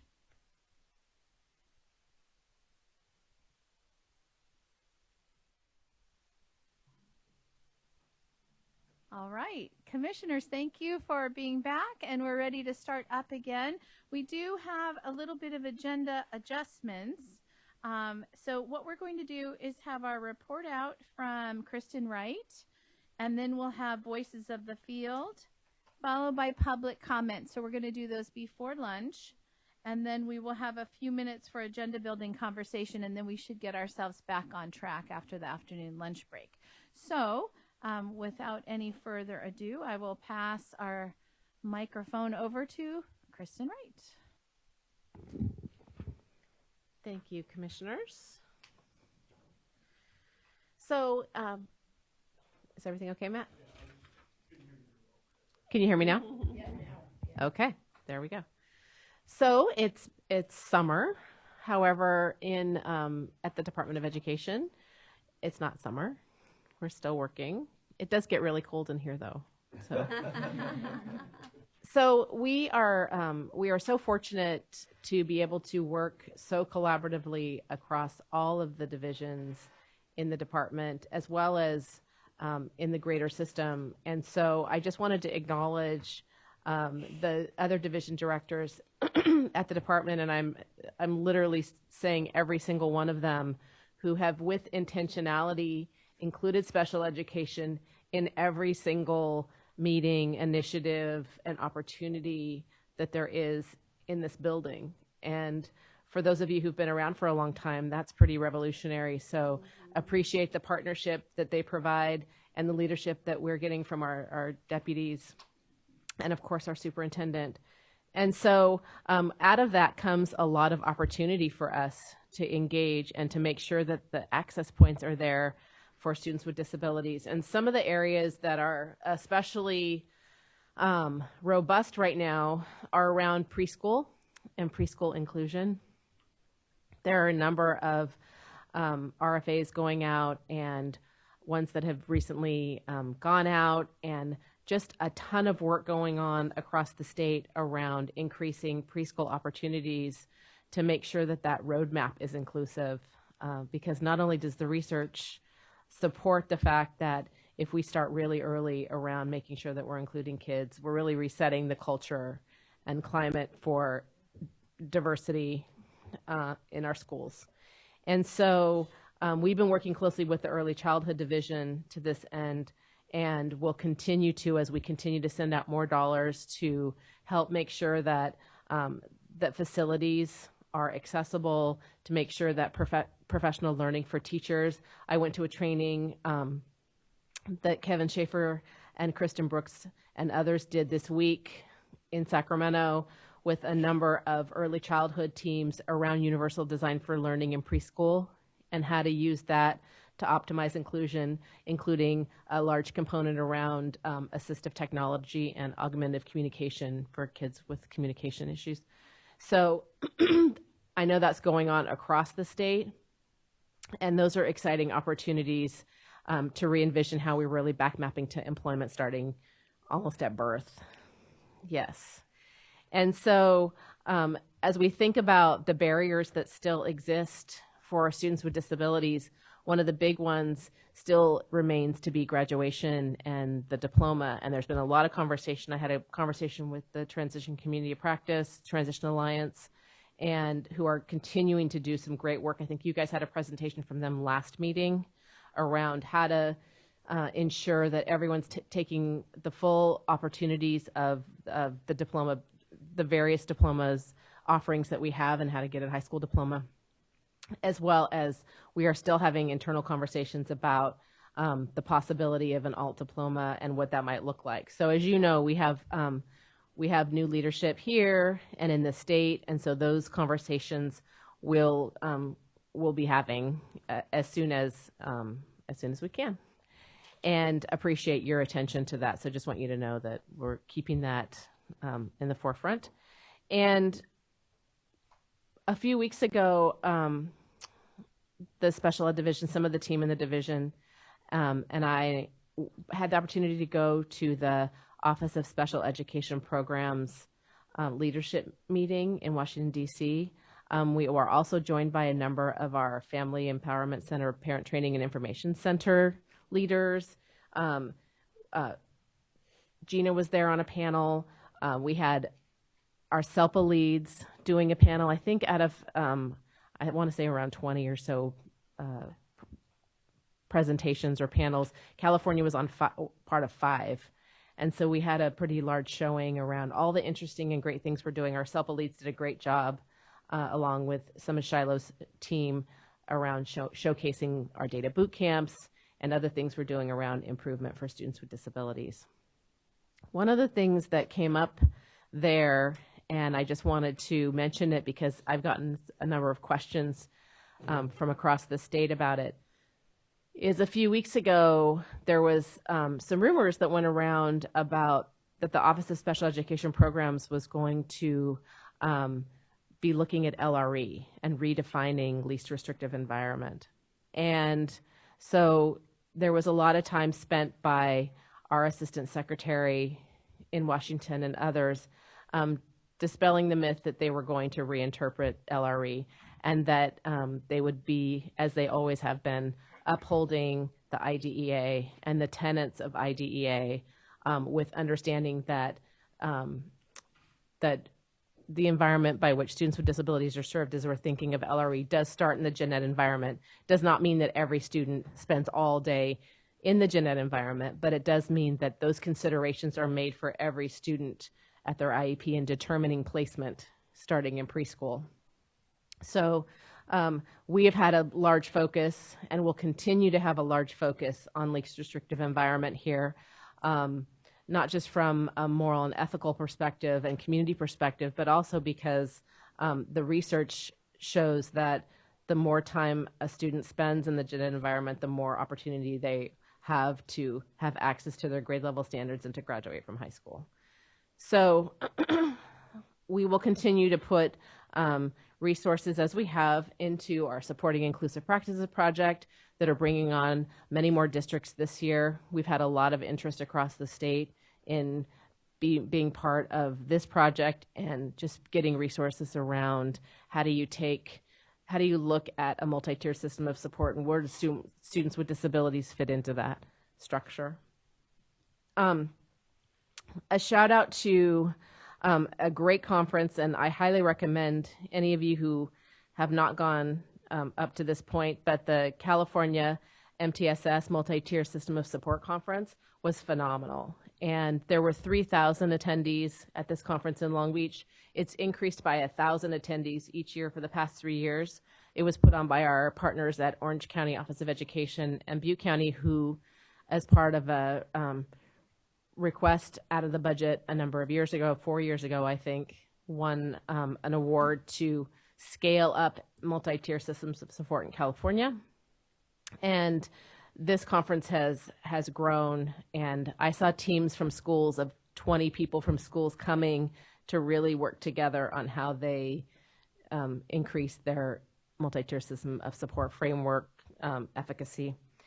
And as was mentioned earlier, our superintendent, Linda Darling-Hammond, and many others were there working with and speaking to this 3,000 attendees. Veronica Aguila, who's been a great partner, who is the director of the English Learner Support Division. Thank you.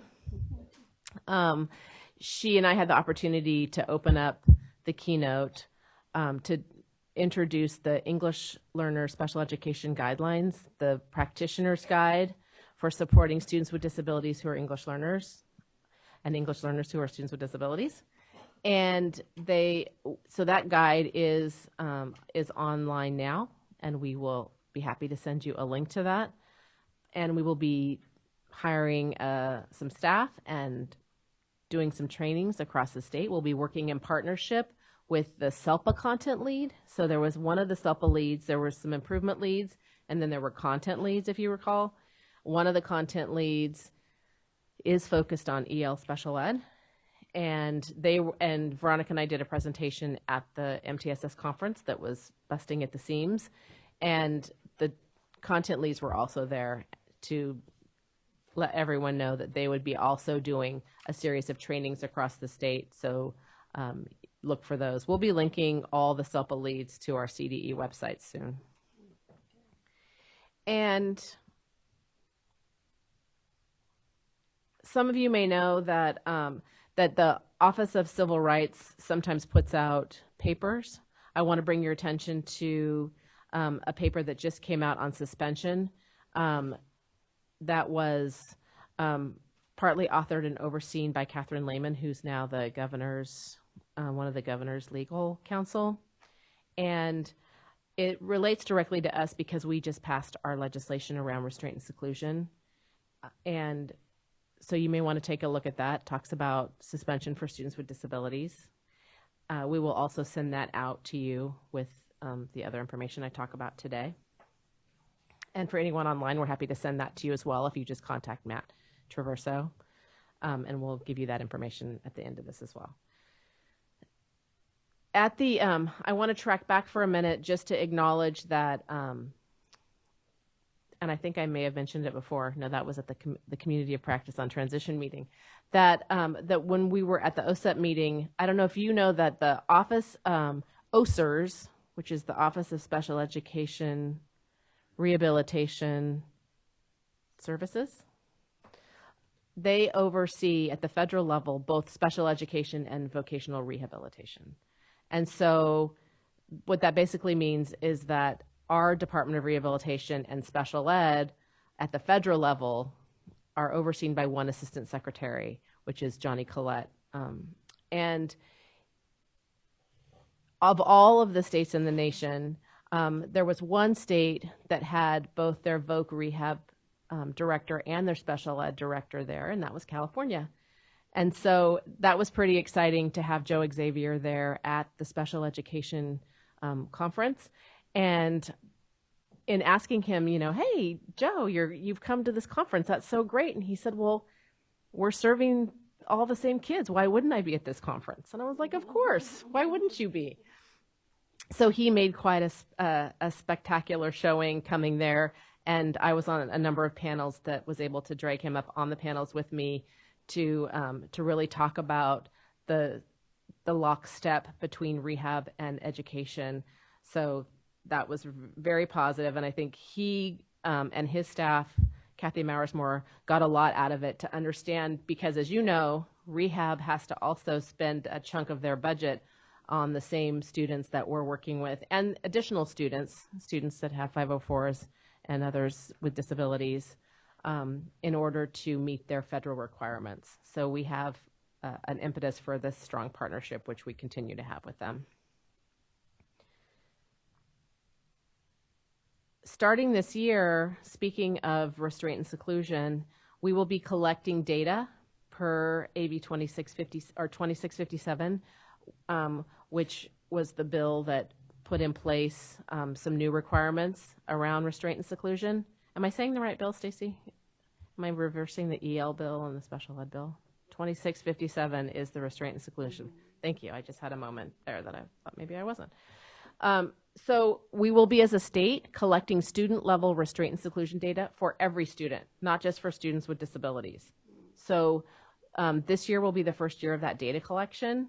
And then once we have the data and are able to start working with the data, then we'll do the what's next in terms of for purposes of monitoring other things. But just wanted to let everyone know we will be starting to collect that data. And previously, that data was collected through the Office of Civil Rights and a 3-year data collection. So I think that's really good for California. In terms of, we just saw a great presentation from the state system of support.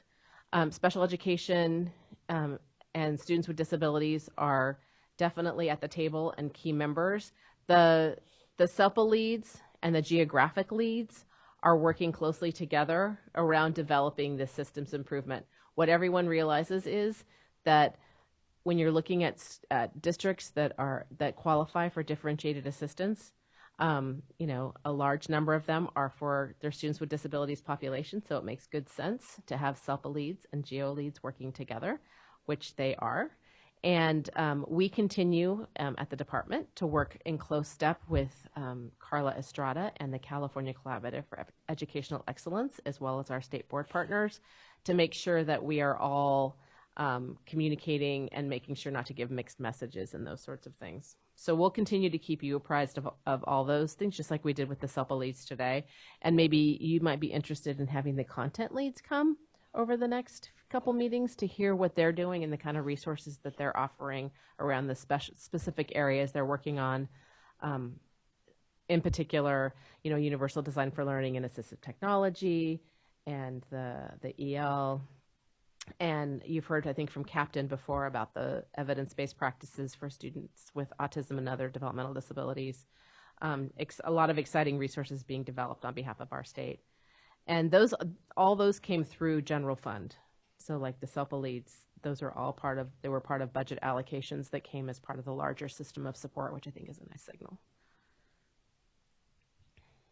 We are preparing for our upcoming year. Shiloh's been very busy with her staff looking at the data, and we will be setting up all of our monitoring activities for the coming year.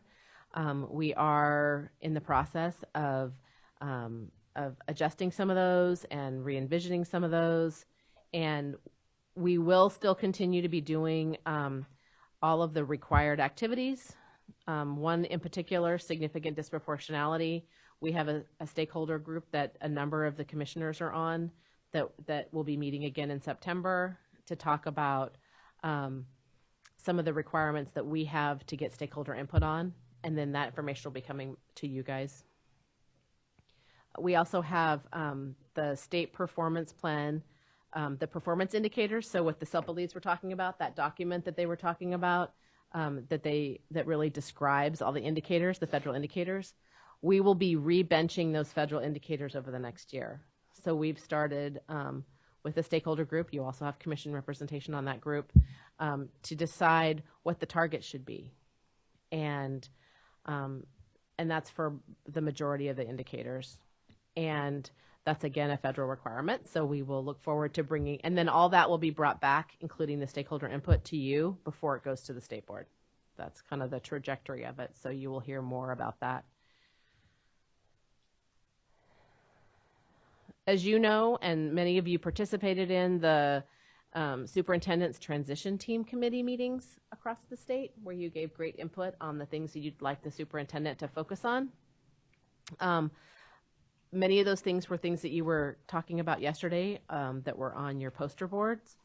And so we met internally around those recommendations because there were 14 superintendent transition committee team meetings. And so they're in the process right now of looking at all the cross-cutting issues, but just preliminarily, there were definitely a lot of cross-cutting issues around empowering teachers, professional development for teachers and administrators, and making sure to give access points and serving all students, including students with disabilities, across everything.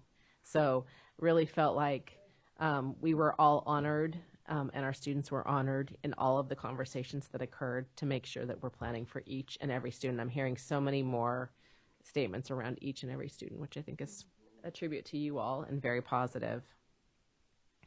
So for the 1920 state budget, we received a number of nods about some work that needs to be done. One of those is all these are in development right now. So as soon as there's something more succinct to share with you at your next meeting, we'll probably have more details to share.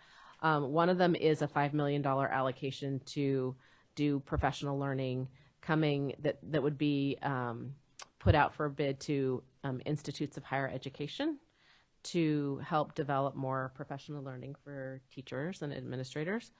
And there's some very specific budget language around what we have to include in that. And we're happy to provide you with that language too. We also will be convening some work groups around transition from Part C to B, as well as around behavioral health. So we're not exactly sure what those look like yet, but as soon as we know, we'll be sure to let you know. And if there's opportunities for you all to be involved in that, of course, we would love to have your input. And other than that, we are just continuing to try to make sure that students with disabilities are, again, represented everywhere. We appreciate, and I appreciate, all the feedback that I get from lots of folks across the state. And we get a lot of emails and letters and phone calls. You know, when you have the same cell phone for a long time, you realize how many people you've given your number to. And so it's been great to hear from everyone across the state and the nation around California, what California's doing. I will mention that we we do have a really strong partnership with our instructional frameworks, our curriculum frameworks and instructional resources division also. And Stephanie Gregson, who came and spoke at the Youth Leadership Forum, who was the director of curriculum and frameworks, is now the deputy over assessment, accountability, curriculum and frameworks. And so they're in the process of looking for a new director of curriculum and frameworks now. And they also provided us with a few details about some things that are happening. And Matt's going to pass out just an update from them because they thought you might want to know some things that are happening. So it's just around the health framework, the art education's framework. And I believe they're also looking for someone to do the accessibility. I can't remember what it's called. It's the unit who does accessibility in Braille and other types of, I'm drawing a blank on what it's called. But we work in close partnership with them on accessibility in general, and we'll continue to do so. Go ahead and take a look at this, and feel free to reach out if you guys have any questions about that, about any of the frameworks. And I'll just put a plug in that in the future, as we start to update the frameworks for accessibility, that you guys are really tuned into those conversations, because those are really good. That's where the foundation is set, the curriculum and frameworks, because all of our the publishers use those to set how they're going to create curriculum. And when we're thinking about it, we've talked about this a lot in the past, that instead of having to have separate curriculum for students with disabilities, you would have integrated curriculum that's universally designed that also gave ideas even for kids with more moderate to severe disabilities on how you could include kids within lesson plans.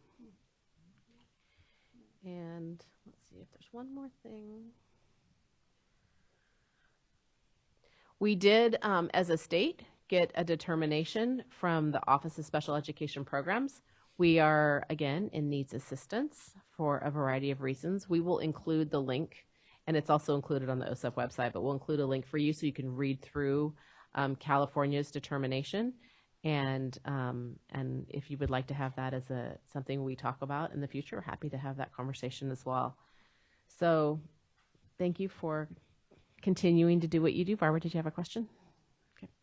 First, I'd like to say thank you for getting out there so much. I think what's really nice to hear in your reports is all the places you've been and all the places you've spoken, and I think that's really wonderful. So I'd like to thank you for that.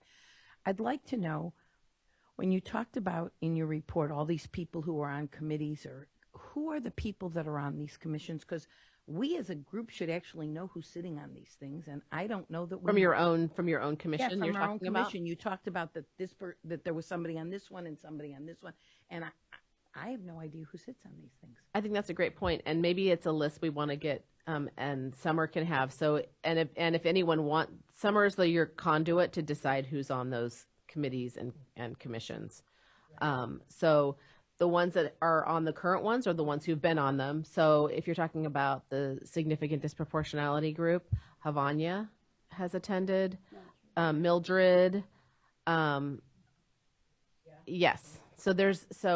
And for the state performance plan, Gina has attended the first meeting. So if there's additional people who want to attend things, I think I won't speak for Summer, but you can have two commissioners attend things. So we're open to having you all attend whatever you want to attend. I know sometimes it's an issue of being able to get here, and you have other jobs and lives.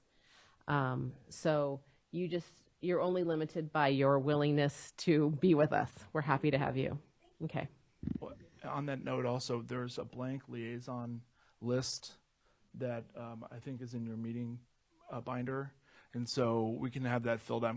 Have been waiting every year to find out who's reset it. Right, who's the voice? Yeah, that and the committees both. We want to make sure everyone has the understanding, and I'll email it out so you guys can put it in your orientation binders as well at home. And I think Summer's still been serving as sort of the assessment liaison. Yeah. No, I think it's Just thought it would be it's a- good to it's a hear gr- yeah, it's a because great point. because we do so many things here at the Advisory Commission. All of us wear so many hats, Yep. and it would be nice for people to know what everybody sits on and what they're doing. So it was just a thought. Yeah, that'd be great.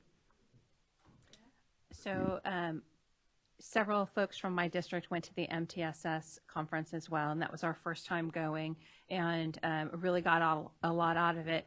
But I thought it was really interesting. We were debriefing after, and what was your big takeaway? And one of my staff said, I got to meet the state director of special ed. And she was so great, and she was so down to earth, and she knew you. And I go, yeah, I know Kristin. But it was just really, it was a good thing, I think, as Barbara said, when you're out and about doing different things, and people kind of, they kind of think up there or, in your tower at CDE. So I just think it was really, it was a really good thing, and people go, oh, okay, this is how our work all connects us. So I just wanted to give you that feedback. Thank you. I appreciate that. Sometimes it's hard to remember that I'm that person because I used to feel the same way when I came to the department. Yeah, totally. There's also one last request, and this is more of just a request for us to be able to share with the appointing bodies. As the appointing bodies are all rounding out the requirements or the suggested requirements for the commission, right? There's makeup of who, how many parents of the commission and how many need to represent different things. Matt has put together just a little set of check boxes, so you guys didn't have to fill out the same spreadsheet, and this is a little bit more personal to say which of these areas do you feel like you fulfill? Because if you check off one of those areas, that may be an area that they don't have to look for in terms of commission membership. So that way, like, here's all the things that are covered, and then Matt will put all those together on a spreadsheet and say, here's all the areas that you kind of statutorily have covered. Here's the missing areas that would be nice to have someone with this type of background, like maybe someone from juvenile justice or the foster system or whatever those other requirements are. So if you wouldn't mind filling those out, that'd be great. If there's ones that you don't feel comfortable filling out, this is not a mandate. This is just to have us be able to help our appointing bodies be able to sift through and make decisions about who needs to be on here to meet our statutory and federal requirements, because as many of you know, this is California's federal panel under IDEA. Many states don't have ones that are memorialized in statute, in state statute, but we do. And those have their own set of requirements. So this is in a compilation of both sets of those requirements, both federal and state requirements for the commission membership. Yeah. Yeah.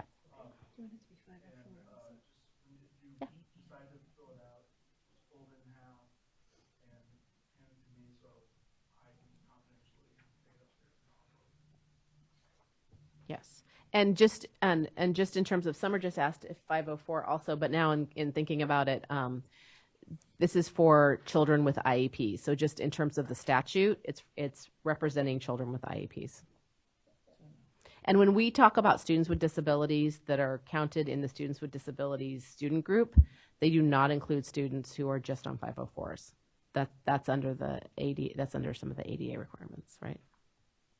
If you're ever curious about the statutory language, both federally and state statute, it is on the ACSE web pages. There's a link, I think, in the first paragraph on the homepage.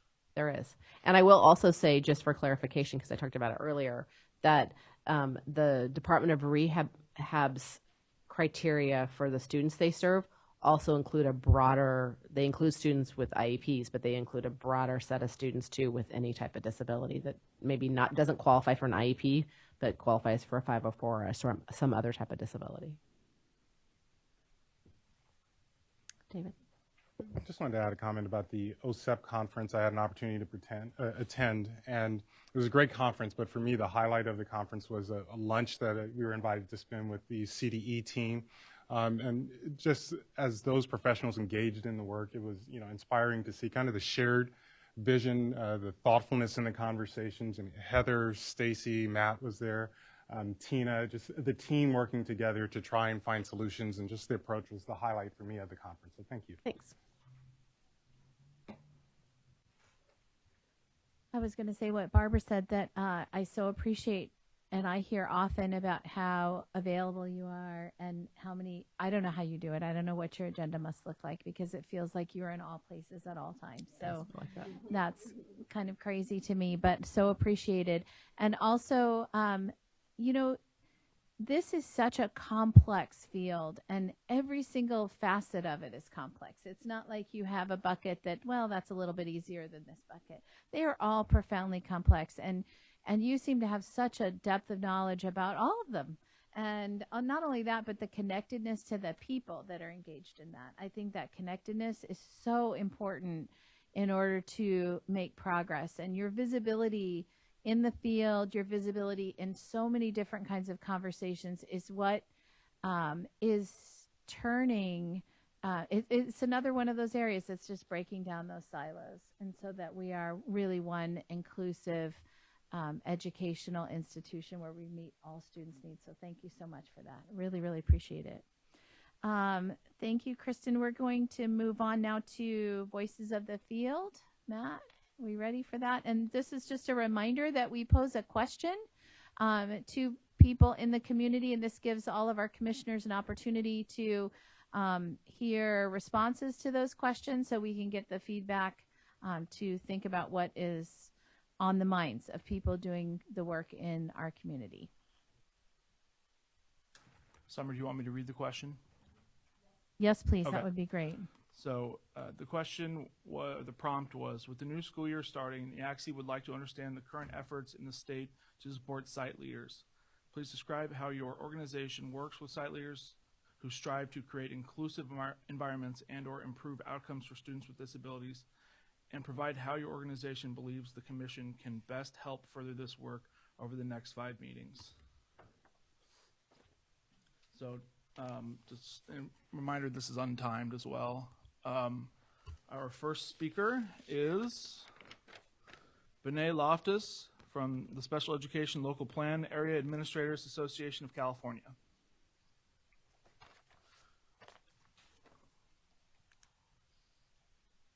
Make sure the lights are on. Hello, my name is Benet Loftus, and I am the Antelope Valley SELPA Program Administrator, and I'm representing the SELPA Administrators Association of California.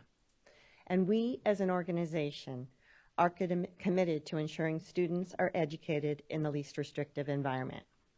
We support local educational agencies in the area of least restrictive environment in a variety of ways as an association and as individual SELPAs at the local level. As an association, and in collaboration with the SELPA System Improvement Lead and the SELPA Content Leads, look forward to contributing to improved outcomes for students with disabilities. The SELPA Leads are members of our organization, and together we are committed to providing support to LEAs, both large and small, to build capacity, sustain improvement, and effectively address inequities. Training and workshops by the System Improvement Lead and Content Leads have been scheduled around the state over the next year. SELPA staff, along with district staff, will be attending the trainings to learn how to better support all of our students, including English language learners and students with autism. The association has shared statewide resources and has had a presentation by the Supporting Inclusive Practices Project. Locally, SELPAs assist LEAs in the quality assurance process, improving LEA outcomes for least restrictive environment.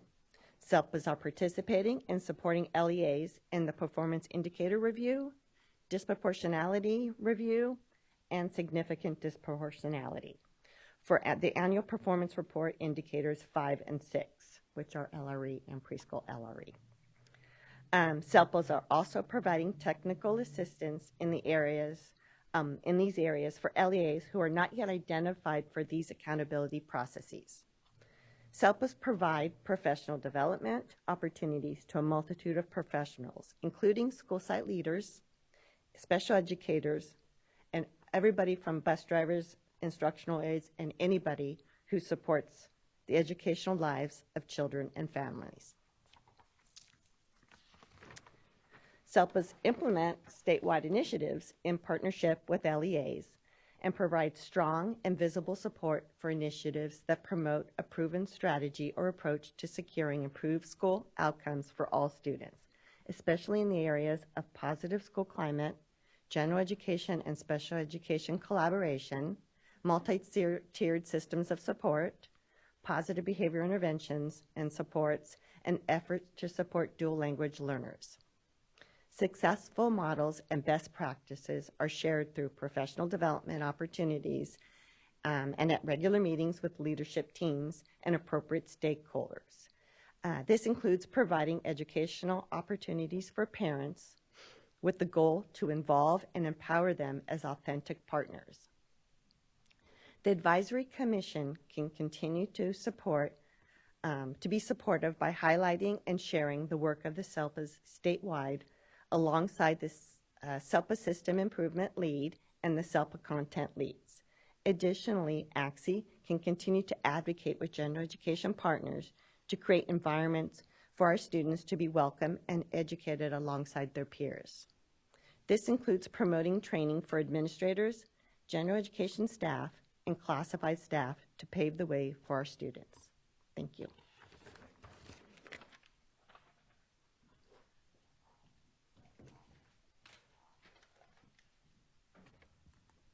Up next, we have Kara Shikoski from Special Education Administrators of County Offices.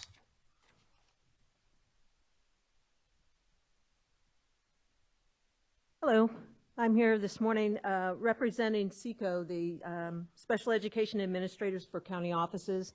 I need to also say I'll be pretty brief this morning because like some of your colleagues, mine are either finishing vacations or they're busy launching the new school year. So having said that, our organization is made up of members who are advocates for effective and quality programs and services for students and families to meet all of their needs, whether they are students with disabilities or not.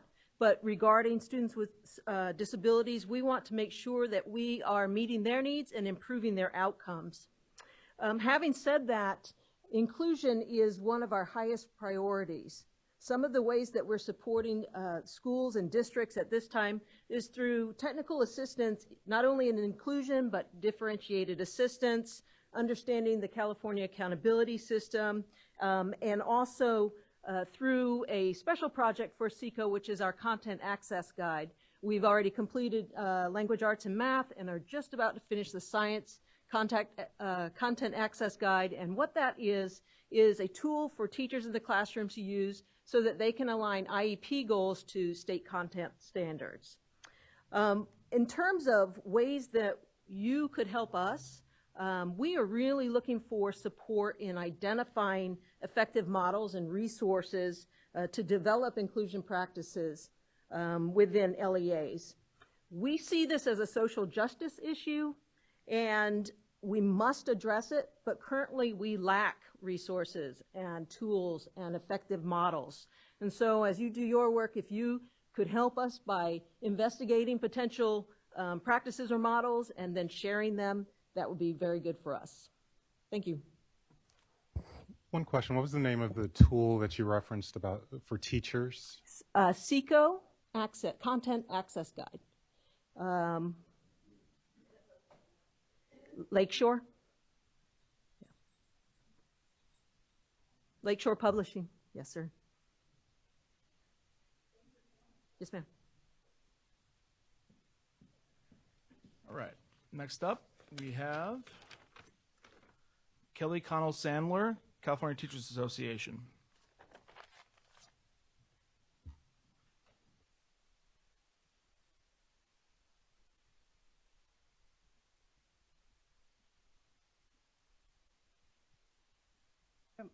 Good morning. I have a new thing where I have to keep logging in every 3 seconds with my phone for whatever reason. So I want to thank you for the opportunity and for the question. It said site leaders, and we looked and said, yeah, teachers are site leaders. We have 300,000 plus members. And I was thinking of all the we're not administrators, but all the leadership roles that we perform at the site, and it's critical. And I'm going to start with an old Irish expression, don't ruin a good suit for the buttons. And I am so impressed with the growth yesterday, some of your opening remarks, then Kristin, and then remembering all we went through from the strategic plan. I've been on this 7 to 8 years now, and just the change, and every time we report back, we share. It's so much better, the feedback. The one thing that we need the most help with is we train teachers. We train teachers like crazy. We need more effective communication. I think you're doing incredible work. I think the people that presented here did incredible work. I'm going to tell you, it's not getting down. And there's vertical and there's horizontal. And that vertical sometimes only goes this far. And you think it did. And I know, Kristin, that you were floored when we were sharing, previously that SELPA directors, things went out. The SELPA director was here and said, it went out. It went out, but it didn't get to where it needed to get, and it didn't get back up. There are wonderful programs, Apple, Google, Amazon, wonderful corporate programs on how you do organizational communication. We could learn, we could share. I say we, because I really do feel like we're a partnership here. But there's a breakdown. And I know it's not meant, but it still exists. One of the things that happened today, just before I came up, I was loading the car, and with this leg, it's not easy. It really is not easy. It's quite painful.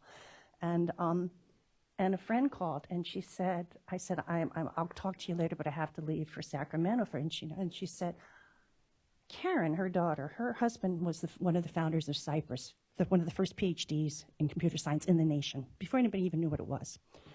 So this lovely young gal, who happens to be the head of an English department in San Luis Obispo, knows her stuff. She found a backdoor channel looking for how to help her kids with assessment. She doesn't happen to be a special educator, but all our kids are all our kids, and she cares, She went to Cal State Hayward and gave up a week of her summer, which I did every year too, and said she was the only person in the room that even had found that backdoor channel. So what I think happens is just we need to be able to know how to access. What happened today was great. I will also say, as a teacher, that I think a polite request that any handouts of PowerPoints be legible, because especially when you're doing colored ink and it can't be read. And I have 20/20 vision, and then I had readers on, and it was hard to find the links. So that's just a strategy so that people don't waste trees. But the main goal is just that whenever we have anything come to CTA, we look at all our different committees, which is what I was trying to call up for you. And we don't just in the special ed committee, we go, who else does this touch on and in what way? And so sometimes it ends up 5, 7 committees, wherever it would be, wherever the ripples from the pebble would go out. If we here could continually work at bringing things back, making sure that there's some closure or development or what needs to be done, and if we could really put the best buttons on that wonderful suit that you really have built so that outfit is, just a killer, okay, in a good way, okay? So thank you for that. But that's the big part. We train. Long before any administrator that I had knew RTI was coming down the pike, we were training in it. Then we went to we do all of it. And we do it well. We have a good teaching conference, North and South. We have the Summer Institute. We always have workshops going on. When you form that SELPA team, I would like to see a teacher on it, and not necessarily a teacher in training to be an admin, because then they're no longer us. That's when you switch over. Please keep that. We're the one there with the kids. Please, okay? That's it. Because I feel like I've been singing the same song for the 8 years, and it's so much good stuff. But I know what your goal is, and it's not that hard to fix. It's hard. It's the hardest thing. Communication is always the hardest. But thank you. And Kristin, same deal. I mean, you couldn't be more accessible. You couldn't ask for more two-way communication. That's great. I just think, I don't want to come up here and burst anybody's bubble when somebody gives a wonderful presentation and has worked hard. But let's get it down, all the way down and back up. Okay, that's it. Thank you. I keep forgetting that I stick the walker under the thing.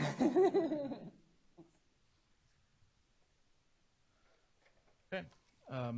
Next, we have Sid Van Korsel, Warmline Family Resource Center.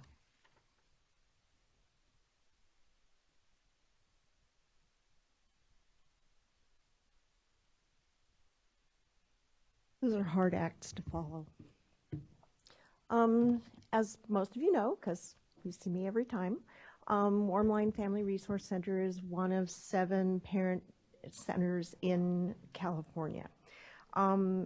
Regarding the inclusive working around inclusive environments, our focus is obviously on parents and teaching parents what the students' rights are under least restrictive environment, and then working with them to collaborate with the IEP team to find the most appropriate placement for their child. We help parents understand how the process works and what it's supposed to look like, and that the least restrictive environment is always the goal that we're all looking at. That was easy. And we are constantly collaborating with our LREs. We serve 26 counties in Northern California, so we don't have a personal relationship with all of those LREs, but we're able to model the collaborative relationship that we have for parents so that they understand how best to obtain those services. Something came up yesterday, and I just wanted to remind commissioners when Christina was talking about getting, and Summer was talking about getting information out around transition and youth issues. Just a reminder that the parent centers, California has 7. You can find a map on the Warmline website. But that your parent centers are there to collaborate with you. We have a mandate to work with youth around all of the myriad topics that face youth with disabilities. And so I encourage you to reach out to your parent center and look at how you can disseminate some of that information and collaborate with them. Thank you.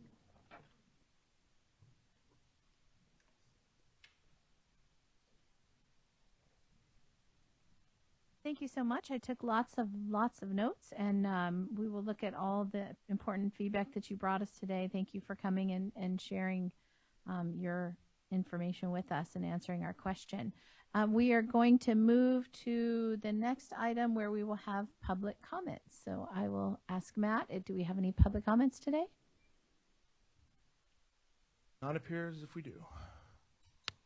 These are the dog days of summer, right, Matt? So efficient. Yes. No one has any We're questions. we're just getting it all done.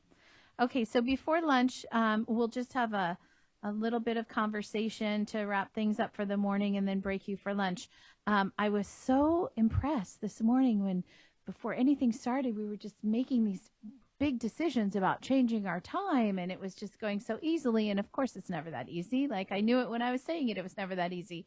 As I thought about it, there's lots of people that watch us online, and their schedules are set up too. It's the community that we serve that we have to consider when we're making these kinds of adjustments in time. So, but I think I might have a solution, and I wanted to throw it out there so we can all kind of think of it. If our end goal is really to end by 2 o'clock or so that we can make those flights back, how do you feel about sort of splitting the difference? Maybe having an 8:30 a.m. start time, but then do a working lunch, so we're not really going out. We can get sandwiches brought in, and we can kind of work through it to get the end at about 2 o'clock. That's kind of a solution-oriented approach to still reaching the same outcome. That way, from 8:30 to 9, we can kind of create an agenda that has not factor those things where people in the field are watching us to begin at the more typical time when their work day's starting, and they can access it a little bit easier. So I guess the question would be, do we really want to trade a lunch hour where we all go out and have delicious food like I had? I'm dreaming about the yellow curry that I had yesterday. It was so yummy. Do we really want to trade the lunch hour time that we have, or would you be willing to have a working lunch where we could bring food in and then get to a little bit early end time? So I'm opening it up for thoughts and comments and see where we go with that.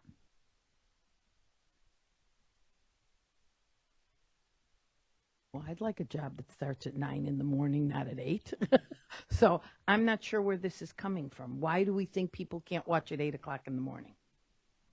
I'm just questioning. I think there's some organizations they're starting, but they have to get their day started and then they tune in. Well, and also, I mean, it's about presenters and people coming here, right, who might have things to do and not be able to make that time. So if there were things before 9, it would have to be probably ACSE only, like team building things or that kind of thing. Yes.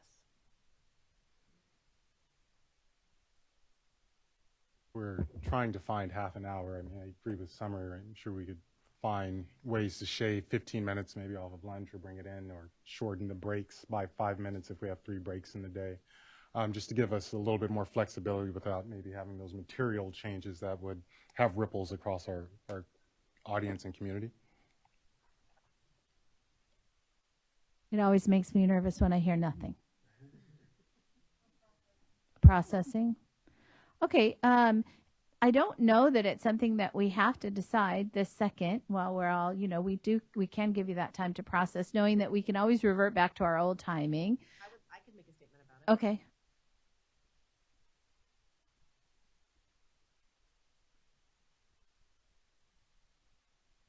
That part of it is that we have set up and other things, the logistical things that we try to do to get the meeting set up and rolling in the morning, and AV and making sure everything's ready. So a hard start at 8:00 is pretty early, because that means that then that's backing up when Matt and other folks are having to make sure to come. The second piece is that that a lot of the folks who watch online are parents, and they're dropping their kids off at 8:00.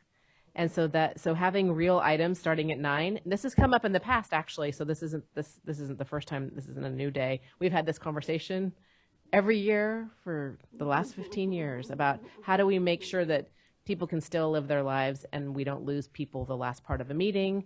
At one point we were only going until lunch, so we stopped at 1 but worked through lunch. Like, there's been all kinds of different iterations of this, so I totally get the impetus for making it workable, but I think there's some considerations around stakeholders, and it's hard to get other folks to come in and do presentations earlier than 9 because other people are coming from other places too. Can I ask, why are we trying to change the time? I like it how it is, but I'm just trying to figure out what is the goal?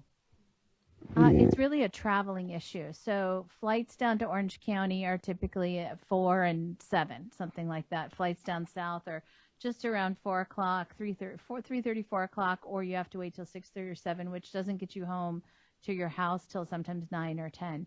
And when you're working the next day, I know for me, that's a little bit tough. And this all came up sort of organically before we started this morning, just considering where flights were today. I know I won't be able to get on a flight till about 7 o'clock tonight. So it was just something that came up without any kind of thought about it, and is worth discussing.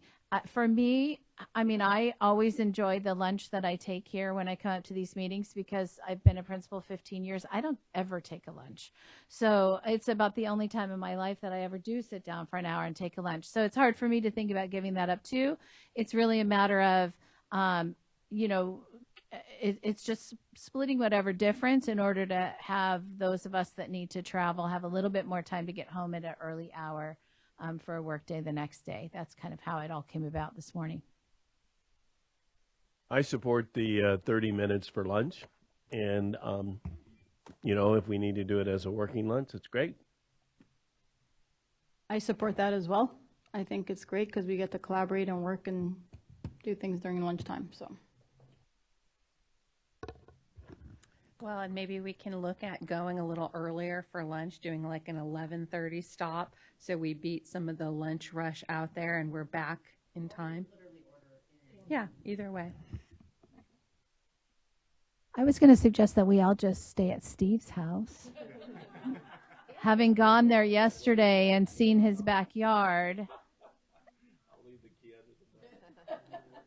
All right. Well, it sounds like we have some flexibility there, and David and I can talk about, as we build the agenda, as long as you guys are open to kind of adjusting that lunch period in a flexible way. And that way we can still serve all our communities effectively and handle all the logistics and everyone gets home early. So it sounds like we had a good outcome there. I think David, right before lunch, was going to just fill you in the scope of agenda building on some ideas that we'll have for October, especially about a topic that was a big topic. And we'd love for you to spend between now and October thinking about it, because we'll probably have some big discussions in October. So you ready, David? Yeah, absolutely. So I thought I'd start with sharing with what I've learned about our agenda building process over the last 3 weeks. It's more involved than you might think. And so just looking at how we structure our agenda, the agenda items come from a number of areas. There are obviously the standing areas like the liaison reports, the director reports, and the ongoing conversations with accountability and assessment. The invites, for example, Breaking Barriers was at the invitation of the Mental Health Committee, as well as commissioner suggestions around topics that we have interest in. And so thinking about the agenda building, starting with October, but also opening it up after the October conversation to other agenda topics that we may want to schedule later this year. What I heard yesterday as we were talking in terms of thinking about the October agenda, one area of interest was around teacher residency. And I kind of jokingly volunteered Steve and his organization around that. So that's, for example, one item that came through our conversations here around a particular topic of interest. Also, Kristin and I were talking about YLF, Youth Leadership Forum, after the presentation yesterday, and we're trying to strategize around when's a good window to begin to promote that and develop awareness at a good time in year. So trying to slot those topics in. And so I wanted to open up to a conversation around potential agenda items for October, as well as any other items. One last item we discussed that Summer was referencing yesterday in the Leg Committee. October is an important time in the year where we may have an opportunity to influence individuals who are thinking about sponsoring bills or the conversations that are getting started. And so in the Leg Committee, we recognize the opportunity in October to potentially have conversations around particularly graduation, diploma, because there's lots of interest there. We had a conversation yesterday around some of the changes. And so that was just one suggestion, or two suggestions for the October meeting. So I'll open it up for other suggestions. You just nailed what I was about to say about the alternate diploma. If we can continue that conversation, because that's very vast and the scope and sequence is very large. So if we can continue that, I think that would help to continue that process moving forward. Thank you. Any other suggestions, ideas, hopes, dreams, beliefs? There may be a couple things that we need to bring back to you, like the state performance plan timing. I need to figure out if that's the October timing or not. But I think there's some steady drumbeats that we need to do to bring to you for your opinion and approval. So if you are, come on. What about the conversation about disproportionality? Is that something that we can bring to the commission?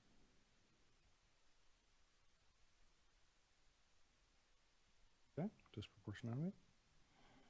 So if there are other suggestions inspired on your drive or flight home, feel free to email either Summer, myself, or Matt, and we will continue the conversation and development of our agendas. So thank you, everyone, for your input. All right, so because of our shuffling around of items a little bit, we have a lunch, and then we're going to get back on our 1:15 track, so that gives us about an hour and 15 minutes. We'll come back, we'll get an update on the social emotional learning community of practice, and then we'll talk a little bit about the civic engagement seal, state seal, and get an update on that. Then we'll adjourn our meeting for the day. So I hope, commissioners, you enjoy your lunch, take a break. I'll see you back here at 1:15.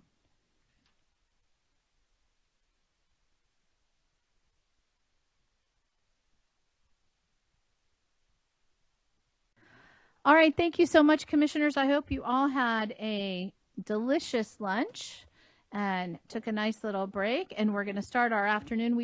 Reminder, we just have 2 agenda items for the afternoon. We have our social emotional learning and our state seal of civic engagement update. So we're going to jump right in, and welcome Brent Malacott, who I have met via phone but never met in person until today. So I'm happy to meet him. And we look forward to hearing about such an important topic to everyone working in this field about social emotional learning. So thank you so much, Brent. Chair Harding, members of the commission, thank you. It's my pleasure to be here. My name is Brent Malacott. I work at the Sacramento County Office of Education with Dr. Winlock, who we have a lot of partnerships together too.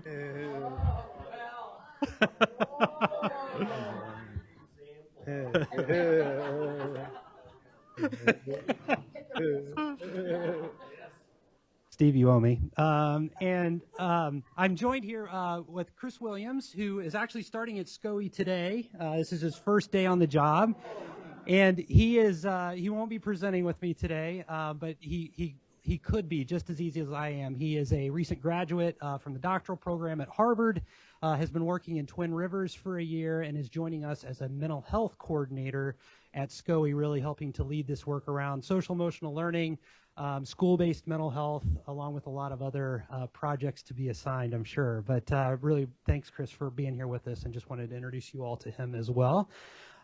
Today is my birthday, so I expect that I'm gonna consider this a party. Okay, we'll have some fun with this. I do have some slides that we're going to go through, and I think some important slides. It's interesting, I was in front of the commission, it's been about 3 years ago, when I was still working here at the California Department of Education, when we were just getting started with this idea of social and emotional learning and really thinking about a state systems kind of perspective on this. And what's fun is I looked at that presentation before today's presentation just to kind of get an idea of how far have we come. And the good news is we've come a long way. There's a lot to celebrate in the area of social emotional learning, both in districts and in terms of a statewide infrastructure and support mechanisms around social and emotional learning. And I'm really excited to share some of that work with you. As I said, my name is Brent Malacott. I work as a director with prevention and early intervention, as well as curriculum and instruction at SCOE. And I've helped to serve in the co-lead position of being the state lead for the social and emotional learning state team for the last 3.5 years or so. So a lot to share, and let's get right into it. There we go. So I think we just need to do a little bit of grounding. I think that this is a pretty savvy audience when it comes to social and emotional learning, but I do think just in terms of setting a little bit of common language, some common grounding around social and emotional learning.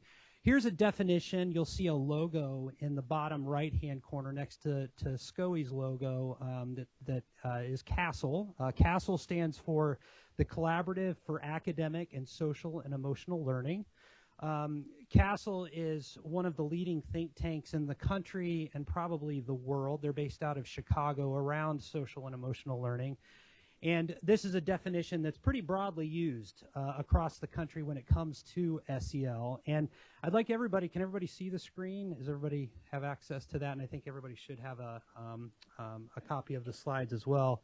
Take a minute just to read through that definition silently, and the bold part at the end where it starts with "to understand," raise your hand if you've worked with middle school students before. Okay, everybody's got their hand up in some form or fashion. When you're reading that last part that's in bold and italicized, think about your favorite middle school student.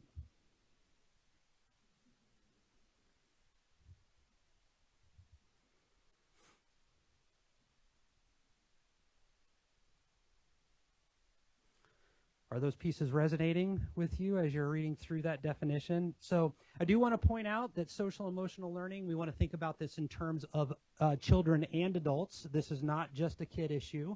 This is something we need to be thinking about in terms of our teachers and our support staff and our administrators and all the folks that are working in schools. So this is not just a kid issue, but it's an adult issue as well. But thinking about that middle school student, to understand and manage emotions. I have a young daughter that's going into 7th grade this year, and we're doing a lot with this right now about understanding and managing emotions. Setting and achieving positive goals. I have a son who is 10 years old going into 5th grade. We're doing a lot right now about setting positive goals around sports and academics and lots of other things. Feeling and showing empathy for others, their brother and sister, right? That empathy comes in handy quite often, and having those conversations and being really intentional about empathy with each other.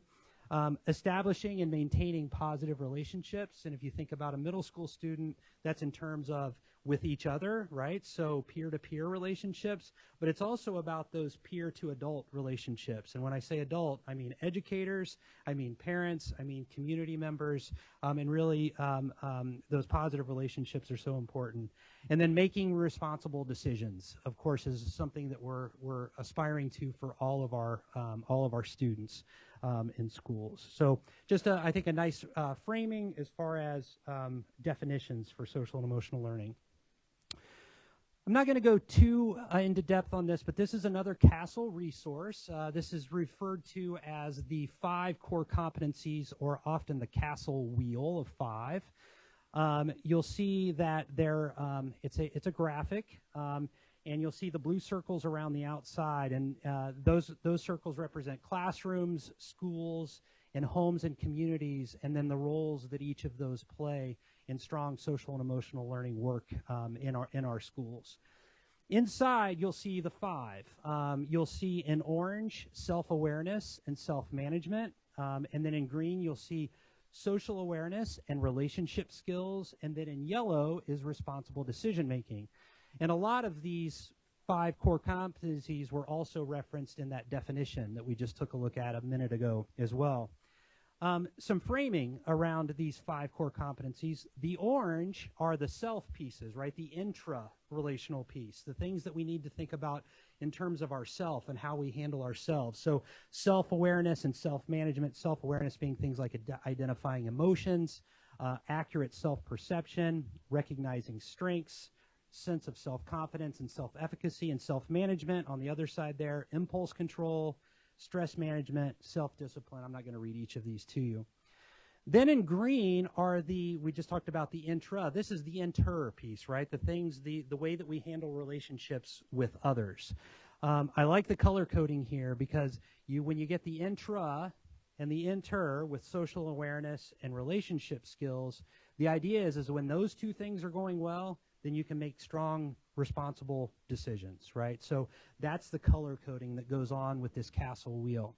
I did want to point out, each of you should have a packet that was handed out to you just before the presentation. And for your reference, there are 2 inserts in this packet. One of the inserts is this CASEL wheel. Did everybody get a copy of the CASEL wheel? Okay. And then on the other side gives a much more in-depth explanation of what each of those are. Okay? Everybody have one? Okay? So that's just for your reference, both for today and for moving forward.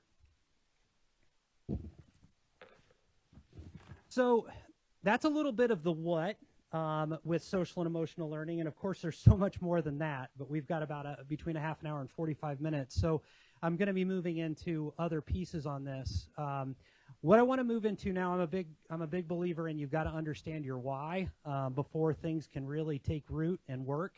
And I think this video that I've got up on the screen right now really helps folks understand the why behind social and emotional learning. And so I'm going to ask Matt if he would.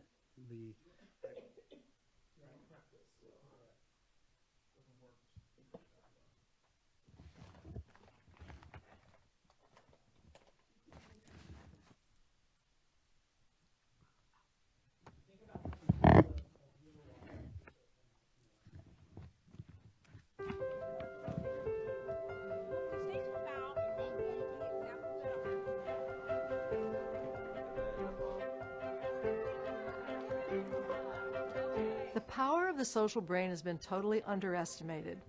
It's a driving force in learning. It's the gateway to cognition. We have evidence that the social brain is operating to assist learning throughout the lifespan.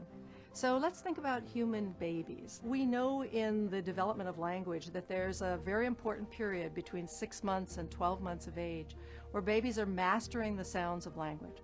So we've done experiments in which babies are exposed to a foreign language right at that critical moment. 什么事情啊？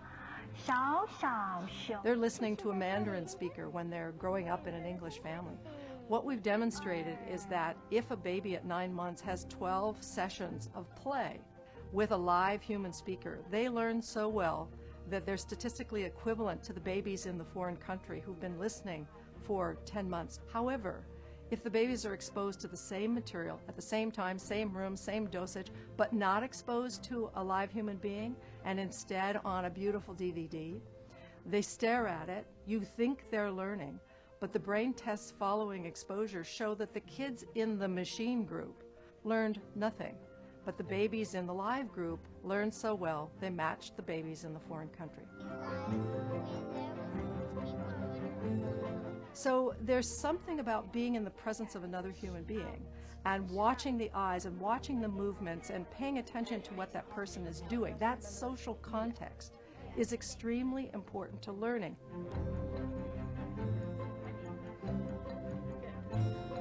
We can see it in school-age children who use the social brain when they're interacting with one another to collaborate, when they're studying how another person goes at it, when they're watching the eyes, even unconsciously, of their study partner to work towards a solution together. In fact, I like to say the social brain gates human learning, that without the motivation and information provided by the social brain, learning just doesn't take off in the same way that it does when the social brain is engaged.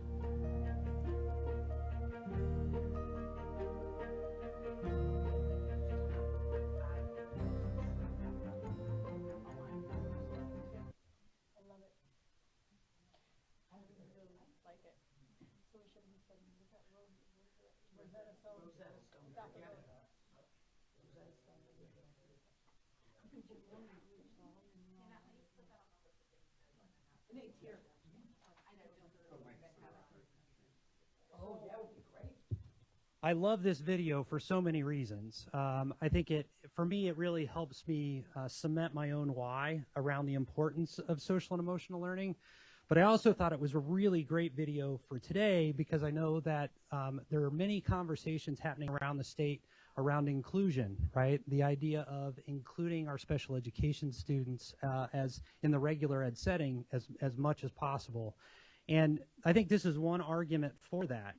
If kids are not included in the regular classroom, how can they be exposed to those social and emotional relationships that can only happen when you're with your peers, right? So it felt important from terms of social emotional learning, but there's kind of this inclusion thing going on with this as well that I thought you might find interesting. So what does the research say? You just saw a little bit of the research there. Neuroscience shows that emotion, attention, and learning are linked, and I love the way that she says it, that social and emotional learning gates kind of the academic learning is the way that the doctor in that video described it.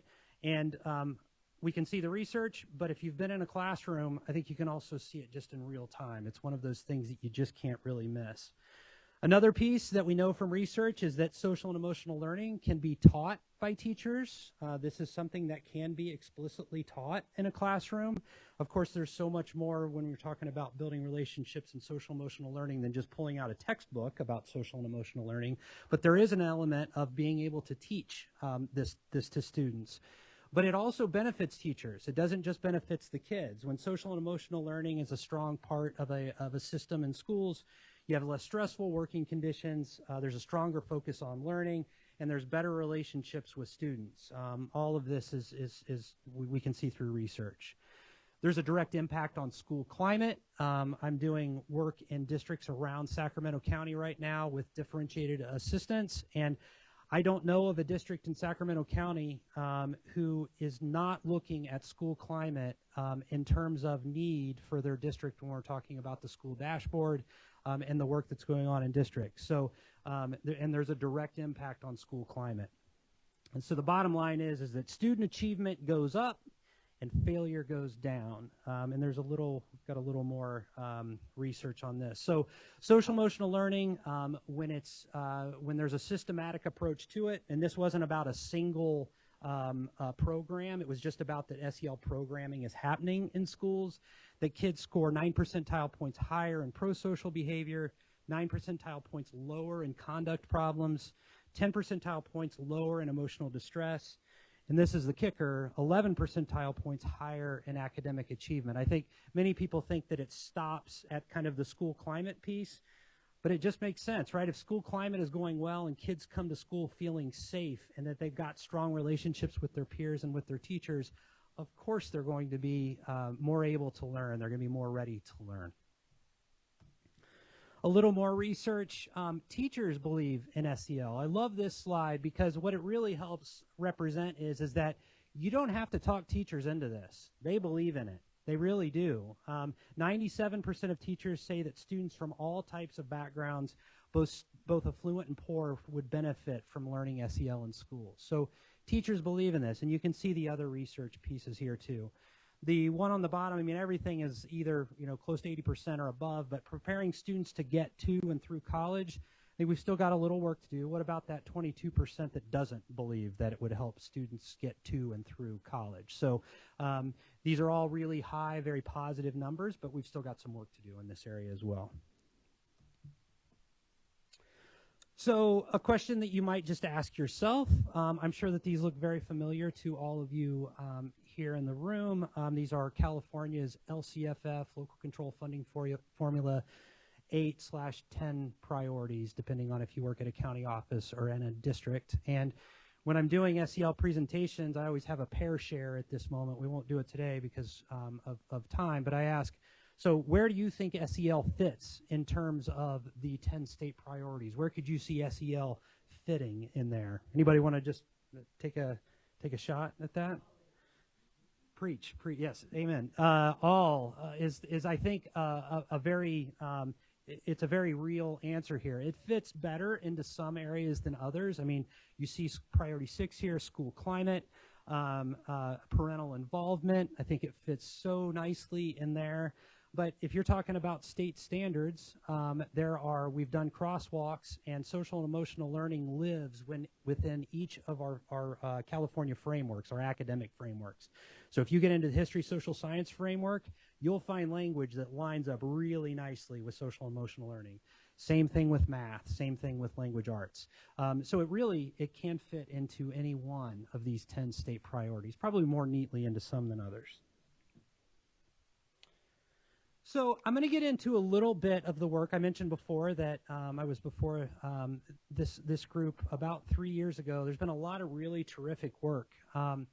Right about that time, California engaged with CASEL. Again, CASEL's the Collaborative for Academic and Social and Emotional Learning out of Chicago, with a host of other states that was called the Collaborating States Initiative. And the work included bringing together state departments of education and folks that they brought alongside that State Department of Education to learn and grow together around social and emotional learning. So really kind of a professional learning community or a community of practice of states that were really interested in doing this work. And so California, we put our application in. I think there were about 35 state departments of education 3 years ago that all applied for this grant. California was one of 6 original states that were chosen to be part of this collaborative, the Collaborating States Initiative. What's interesting now is that they can't grow this thing fast enough. Now there are 29 states. There may be more now. The last convening that we went to in Chicago, 29 states were at the table. And when I say 29 states, I mean 29 departments of education and the teams that they've identified to all come together to discuss this. So think about 150 policy leaders all coming together in a room to discuss social and emotional learning. I mean, really pretty neat and impressive work. And so we in California, I mentioned before about the state team, we've used this Collaborating States Initiative kind of as a vehicle to move social and emotional learning forward for the state, and also for counties and districts that are interested in doing this work. So part of a small group the last time that I was here, now we're a part of 29 other states, or with 29 other states along with CASEL helping to lead and support that work. So one of the first things that we did when we brought together California as one of the players in the Collaborating States Initiative is we we did the best thing you could do. We brought together an awesome team. I mean, we've got our state team on social emotional learning is kind of the who's who of SEL and mental health. We have special education representatives, we have teachers, we have school leaders. It's a really representative group from across California. And after forming this team, one of the first things we did is we said, let's look at what's going on in California. And these logos here help represent a look at what's happening in California and who's really involved in social emotional learning. This is not an exhaustive list. There's so much more going on than just this. But so the California Preschool Curriculum Framework, that is the one place where in California we actually have SEL standards. So if you want to look at an example of standards in California, this is where it lives. And I'll get to California's approach to standards in just a minute. The State Board of Education, it's hard to come to a State Board of Education and not hear something about mental health, school climate, social and emotional learning, positive behavior and intervention supports. I mean, all of those acronyms that get tossed around. Clearly the State Board, with Mike Kerr's leadership and now Linda Darling-Hammond's leadership around social and emotional learning is something that's top of mind and is clearly a priority. The core districts are doing some really impressive work around measurement of social and emotional learning, really taking a look at how we measure this at both the school and the student level. Sacramento Unified School District and Oakland Unified School District, they were two of the original, I keep mentioning CASEL, the group from Chicago, were part of the Collaborating States Initiative. 7 or 8 years ago, they developed the Collaborating Districts Initiative, which was a group of districts from across the country who were coming together to collaborate and learn together on social and emotional learning. I think there were 6 or 7, but Sac City and Oakland were two of those original districts. So they've been doing this and really thinking about it for some time. We see it in the Blueprint for Great Schools. Expanded learning, along with the Partnership for Children and Youth, are doing some really impressive work for social emotional learning in out of school time, so expanded learning, after school, summer school. And what we're finding is actually that many school districts, because it started in expanded learning in their district, they're actually backing it into the school day from expanded learning. So there are a lot of really neat examples across the state of expanded learning getting really involved in this work. So here's a list, and these are all hyperlinked. So if you get this slide deck, you'll be able to click on any one of these underlined and in blue subsections to be able to take a closer look. This is just an example of the work that the state team has engaged in over the last 3 years. So we developed what we call California's Social and Emotional Learning Guiding Principles, of which you have a copy here. I just want to point that out. The other insert in here is actually a one-pager that helps you kind of get to the heart of the matter without having to read the whole document, although the whole document I think is only, 4 or 5 pages, so it's not that it's going to be that difficult of a read, but you've got a one-pager there too. We were very intentional as a state team. We batted around the idea of, okay, as a state, do we want to go down the road of creating SEL standards, the way that you might think of math standards or English language arts standards. And it was very clear from the very get-go that folks did not think that that would be a good idea to create another set of standards. And if you'll remember 3 years ago, we had a new accountability system coming online. We had new sets of standards, Common Core state standards in California. And folks thought that a new set of standards might actually have a chilling effect in California, and that would people view this as one more thing rather than something that is essential to the success of all the other things that are going on. And so we made a very deliberate decision as a state team not to create another set of standards. We're revisiting that idea right now, but what we did do as a state team, instead of the standards, is we came up with a set of guiding principles that we thought would be very helpful to school leaders, district leaders, county leaders, and state leaders in terms of having a lens for the way that we think about social and emotional learning. So don't mistake these for standards. They're not. They're guiding principles and a way to think about social and emotional learning in a school or an education setting. Does that make sense? Interestingly, when I was at CDE, there was a leadership meeting, and the technology team came to this leadership team meeting and shared the top 10 searches on the CDE website at the time. So this has been about 2 to 2.5 years ago. And they said the first one was actually No Child Left Behind, which it was already done, which was interesting. Then it was Smarter Balanced and Common Core State Standards. And then the third one, they said, and we can't find anything on this, social and emotional learning is number 3 on the list of what people were searching for. And interestingly, we didn't have a web page at CD at that point for social and emotional learning. So that's been created. We think we've curated some really great resources on that website for folks to be able to view and access and be able to use across the state. We created the California Social and Emotional Learning Resource Guide, which is a set of, yes, I can. Just a quick question. Thank you for that and reminding me that there's a website. Where does it fall in CDE's structure? Which division does social emotional learning live in? It falls with Barbara Murchison's division, California Educator Equity and Excellence Division, I think is what it's called now. Okay. Yeah. Yeah, Okay. and Barb and Julia Agostinelli and some others on that team are really, they're front and center, and there's a newsletter now that is nice. issued, and they keep on top of the webpage too. They're doing a really great job. Great. Yeah. Thank you for that. Yeah, of course.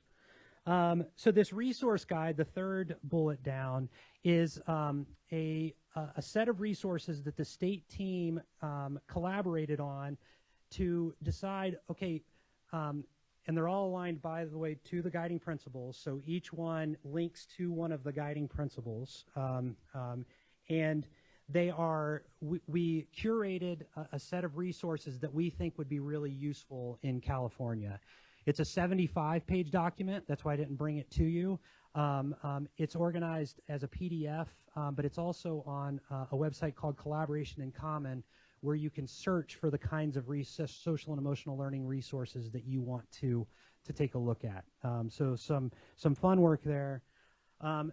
We partnered with the Orange County Department of Education as part of their MTSS SUMS work to build what's called the SEL Embedded in Core Education documents.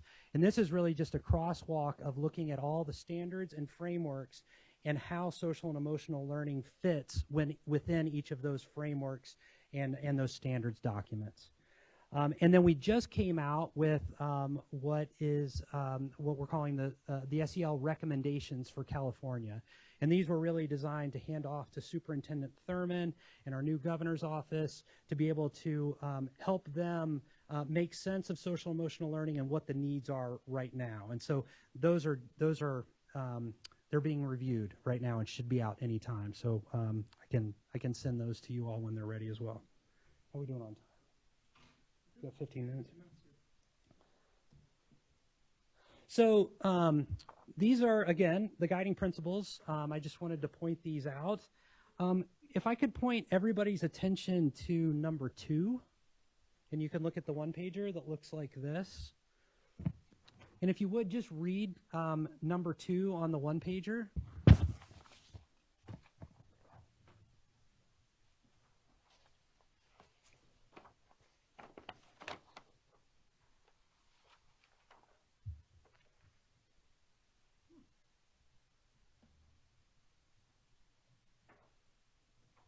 And then if you turn to page 3 in the longer guiding principles document, at the top of page 3, you'll see number 2, commit to equity, along with some recommendations here. A, address the opportunity gap. B, ensure representation. C, student and adult-led. And D, healing informed.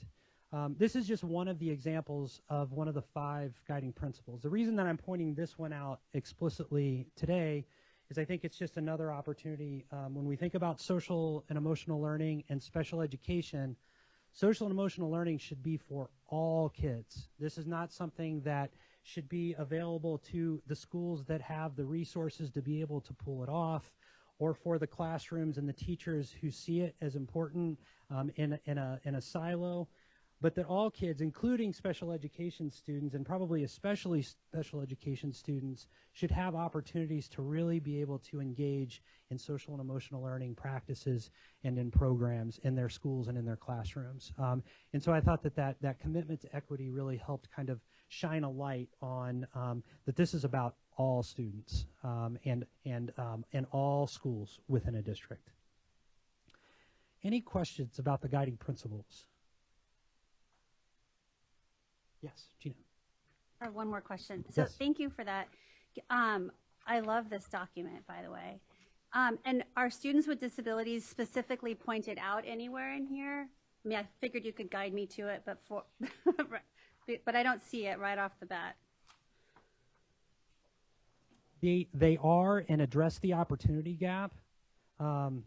Determine all students and not be determined by race, ethnicity, national origin, religion, age, sex, sexual orientation, gender identity, disability, language, socioeconomic status, documentation. I mean, it's the comprehensive list. I see. Under number 2. That's correct. Yeah, the thank commitment you to for that. equity. Yeah. Thank you And very I much. think it's in other places too, but I don't want to. Sorry to put you on the spot. No, no. Yeah, thank you. I should be able to be put on the spot on this document. And thank you for the kudos for the dog. Superintendent Gordon actually asked me to present this to our district superintendents. He brings the district superintendents together fairly often, and we presented this. And after the meeting, one of the superintendents tracked me down. He said, "Gosh, this is amazing. I work for a small district. We don't have the capacity to pull something like this together, but this really gives us a great starting point to think about social and emotional learning." And we've used this over and over again, and we continue to get that very warm reception on how folks are using it. So thank you for that. I had a quick comment on so far where you are, and I think that I have so many thoughts. I'm going to try to be articulate. This is such a great document, and it's so important to the work that I do as a site principal. And I'm very lucky to be working with younger students in the elementary setting, but this is such an enormous piece of my day and percentage of my week now. And you know, I think about how often we use the word bullying, and then when I'm actually talking to children, it really falls into this category, that they're just having difficulty communicating to each other in some way or understanding each other's viewpoint. And it really wasn't that anybody was targeting someone. It was really just a matter of being more aware of their social emotional realities. And then I think in my terms of managing staff and how often I have conversations with teachers that will talk about, you know, the why, or why are we as teachers tasked with teaching these kinds of skill sets? You know, this is new for us. And I have an empathetic response to them. And then ultimately we get to the point in the conversation when I say, because we do. And so that begged the question to me, is any of the work that you're doing considering you know, a set of materials that might be available for parents so we can work as teams, and understanding that whatever's going on in our communities or our culture that's creating this sort of area of deficit now in our children, that we should be working together, you know, both schools. It shouldn't just fall on school shoulders, but both home and school connection. So is there any component of that? Absolutely. And so thank you for recognizing that. The state team has not developed anything specifically, mostly because we were able to track down so many great resources that are already in existence, and we didn't want to be duplicative. We've only got so much time in the day. But that compendium of resources that I was mentioning earlier, that's one of the hyperlink documents, you'll see some resources in there that are geared towards family and the community. So yeah, take a look at those. I'm trying to think. Yeah, that's a great place to start. I think this area of work is we're just at the start. I think we're going to be talking about this for years to come, and it's just going to become a huge piece of the puzzle of the work that we all do. So thank you so much for what you've done so far. The other thing I will say, I did a presentation much like this one to the California PTA. They held their statewide convening in Sacramento. It's probably been about a year ago now. And I did a presentation to that group, and they took a lot of the resources that I shared with them, and they're dispersing them more widely across the state as an organization too. So I haven't been on their website lately, but it was a real push that they had, and they were interested in really building capacity around this for their parent groups. Yep. So since moving from CDE over to the Sacramento County Office of Education, we've developed what we're calling our SEL Community of Practice, which has been really a great way to bring together educators from across the county and really across the region and in many ways across the state to learn and share together around social and emotional learning. So we have three main goals. One is that there's always a professional learning opportunity at this community of practice. There's always an opportunity for networking and sharing of best practices so that folks can learn from each other. We encourage folks to come in teams. We ask people not to come as a singleton from your district, but come with a group so that when you get done with the day, and we always have an opportunity for team planning at the end of the day so that you can actually take what you're learning back to your district and do something with it. Make a change based on the learning that has happened and the sharing that's happened within the day.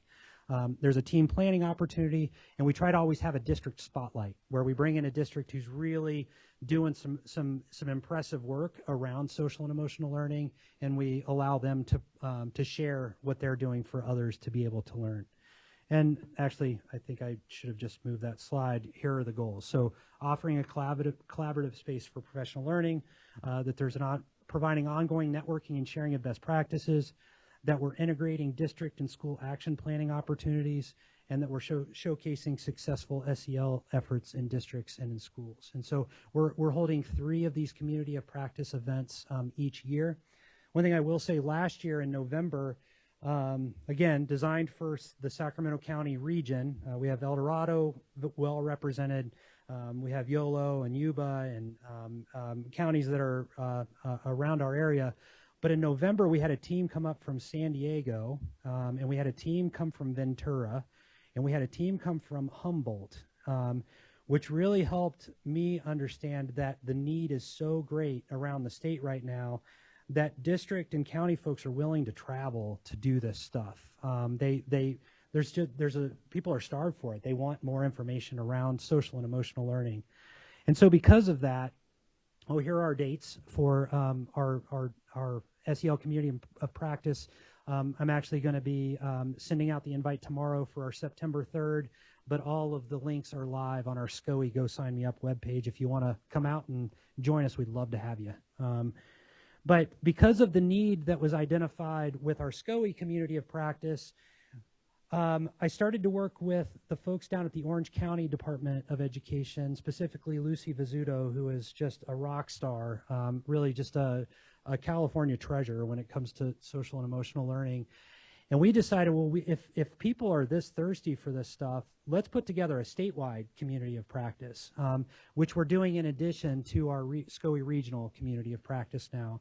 And this one is actually designed for county offices of education and other technical assistance providers who are actually out in schools guiding and providing technical assistance to districts around social and emotional learning.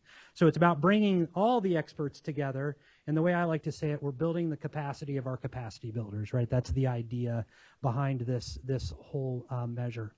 We had our first one in the spring of last year, and we'll be having 4 additional events this coming year. I'm not going to get into the goals because we're getting short on time. You can read those at your leisure. They're very similar to the regional community of practice goals. And here are the dates for the statewide community of practice. We are going to replicate meetings so that we don't require folks from the north to travel to the south and from the south to the north. So it's a bit more work on our end, but we think that we'll have better representation. And just like the regional community of practice, we're really encouraging people to come in teams that don't come by yourself. And many county offices, many small county offices of education, if they have one person focused on social and emotional learning, that's a big deal, right? So we're saying it doesn't have to be all county office folks. Bring district leaders that can join you and kind of work on this together is the way that we're framing this. Any questions on the community of practice idea, both from the regional perspective and from the statewide? It is the statewide one. In our first two meetings, we had 51 of the 58 counties were represented in the first two communities of practice. So we were really excited about that. Again, a lot of it was kind of the singleton idea, but we're going to be working on that for the coming year. And so I guess that gets us to questions with a few minutes left. Brent, I would really like to compliment you on your leadership around school, around social-emotional learning. It's been phenomenal, as we kind of see in this assistance of guiding districts about looking at how do we implement this, how do we work through it. Especially, Brent has been working with our leaders in our program to help guide them about what their leadership needs to be around school social-emotional learning. It's phenomenal. And you are I just want to thank you and compliment you on that work. That's because it is going to be something, as Summer mentioned, that will be with us forever. That's right. It will. Thank you. Thank you. And I would just say, so with Dr. Winlock's program, which is an amazing program, it's amazing how quickly that's been developed and how comprehensive it is. But one of the things that Linda Darling-Hammond recognized and put forward in one of the Learning Policy Institute documents was just the lack of training for both teachers and leaders around social and emotional learning. And so it feels like we're able to put our money where our mouth is a little bit in Sacramento County by developing a workshop where we're working with all those Tier 2 leaders. And it's a 3-hour workshop. It's not going to get the whole thing done, but it's right. It's a good start, though. It feels like we're on the right track. Mike, did you have a question? Yeah, I feel, not a question, but I have a compliment on this. This, like, the social emotional learning, it's the exact same thing that I've been wanting, and like you put it on the dot. This is what I've experienced when I was younger, on not the people not being inclusive on classrooms and stuff like that. And you guys have nailed that on the dot. I love that. People are hungry for this, and I'm gonna see this grow. And like Steven said, like Summer said, this is gonna grow, and people are gonna be hungry for it and want more of it. And I'm ready. I'm excited for this. This looks pretty big. Thank you. Appreciate that. You know, it's great coming to this commission because sometimes I get to focus on things that don't always come in front of us in the department, in our different divisions. Brent and I talk to each other all the time, but we don't necessarily talk about this. Two things occur to me. The first thing is that obviously there's a real opportunity here around the training you're doing around and the community practice that helps county offices work with districts that are in differentiated assistance. And as you know very well, last year I think it was around 2/3 of the districts were for around students with disabilities. Yep. And so the connectors there around the culture and climate pieces, as well as at a student level, I ran over to Barbara because we've been talking about transition planning for students around their IEPs, around transition plans. And if you go back to the wheel, can you just go to the slide with the wheel on it? I think it's one of the first couple slides. You'll hear some taps here, but yep. So on that wheel, really basically that wheel is what we look at around transition planning. And so to me, the more that we can make connections and crosswalks and overlays between what is happening in the general ed environment, then as you're doing a crosswalk with how you get IEP goals met in the general ed environment, it's not something completely different and outside of what is already happening. So for districts that are already implementing these and looking at how this looks for all students in the classroom, those are natural connectors already to transition planning. So the more we've been working hard in special ed trying to make connections in special ed to the greater system so that we're not creating our own silos. Right. I think there might be some opportunity for us to talk about how we can make that linkage for special educators so that as they're planning for each individual student within the classroom and that whole backward mapping to employment, all these things that are stated up here are really employment skills that you need in order to live and work in communities, inclusive communities. Was in a conversation not too long ago about student-led IEPs, right? As kind of a way of thinking differently about how you include students in their own learning process, and how many of these 5 core competencies would be included in that kind of activity of a student-led IEP. My son last year as a 4th grader was he he was at Pinewood Elementary School up in Pollock Pines. His teacher did student-led conferences, and to watch Cole get ready for that and to watch him prepare and think about how he was going to celebrate himself and then also address some gaps that he realizes that he also has was pretty neat. Thinking about that in terms of an IEP, they just map out so well. One thing I will say is that it's really important that we don't think about social emotional learning as one more thing. Don't let it become that, another siloed effort. And I'm trying to channel my best Dave Gordon right now, our superintendent, that if this is going to be done well, think about social and emotional learning as a lens for the way that you do your work. It doesn't necessarily have to be another textbook, but it does need to be a way of working with each other and a way of working with kids. I like one superintendent in an article I read, I think she put it best, that don't think about SEL as being one more thing on the plate. Think about SEL as being the plate. And that makes so much sense to me, right? If SEL is the plate, and then the things that need to happen are happening within an SEL framework or with an SEL lens, now we're getting somewhere. I'm just going to go back to that teacher-parent connection. You know, all teachers, especially when you're working with young children, approach their relationships with their students from teaching a lot of these core competencies. They always have. That's not new. Right. But what I think they're feeling that's new is the greater need that students are coming in with. And they're struggling with understanding, how do I approach this child, not as I would if they were my own child as a parent, but as a teacher when we're talking about some of these competencies that are needing so much reinforcement. So I like that analogy of the plate. Yep. And saying, we're going to identify for you as a teacher how to teach these things within the course of the school day. Right. Because I think that's where they can struggle a little bit. And I love that slide where I leaned over to Kristin and said, that's a win-win-win-win slide. That like 3 more down from where you are right now, where it just said, you know, this went up 9%, this went up 9%, you know. We need to be able to, that one. We need to be able to remind teachers that you can't pretend that you can teach a class until you take care of some of this stuff first. It's just not going to happen. You can stand up there all day doing your best work, and until you attend to some of this, you're not going to have the learning taking place. So I'm going to take that plate, you know, example back to my school staff this year and talk about it in that way. And I love this presentation so much in terms of the information that we're putting out there in a really accessible way. So thank you so much. I think we all got a lot out of this presentation. It was great. Thank you. Thank you for the opportunity. Any other questions? Any other questions? Public comments? Nope. Okay. Thank you so much, Brent. Okay. Well, we got it.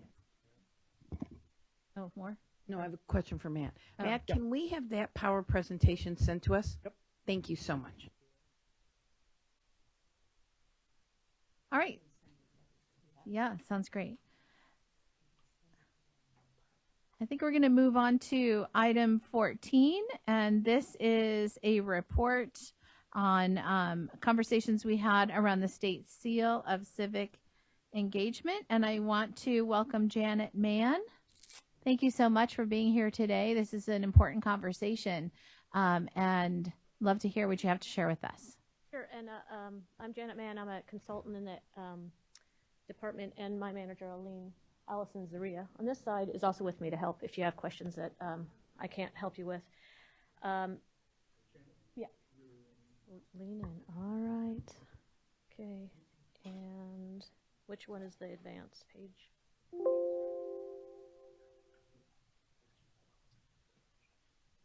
Oh, that one. Okay. All right. So I'm just going to give you the legislative context for it before I dive into our process and then what the criteria are, because it really explains maybe to you why the criteria are what they are. So the State Seal of Civic Engagement was legislated by AB 24 in 2017 and passed unanimously from both houses, and then was signed by the governor in 2017. So the unanimous part was pretty encouraging.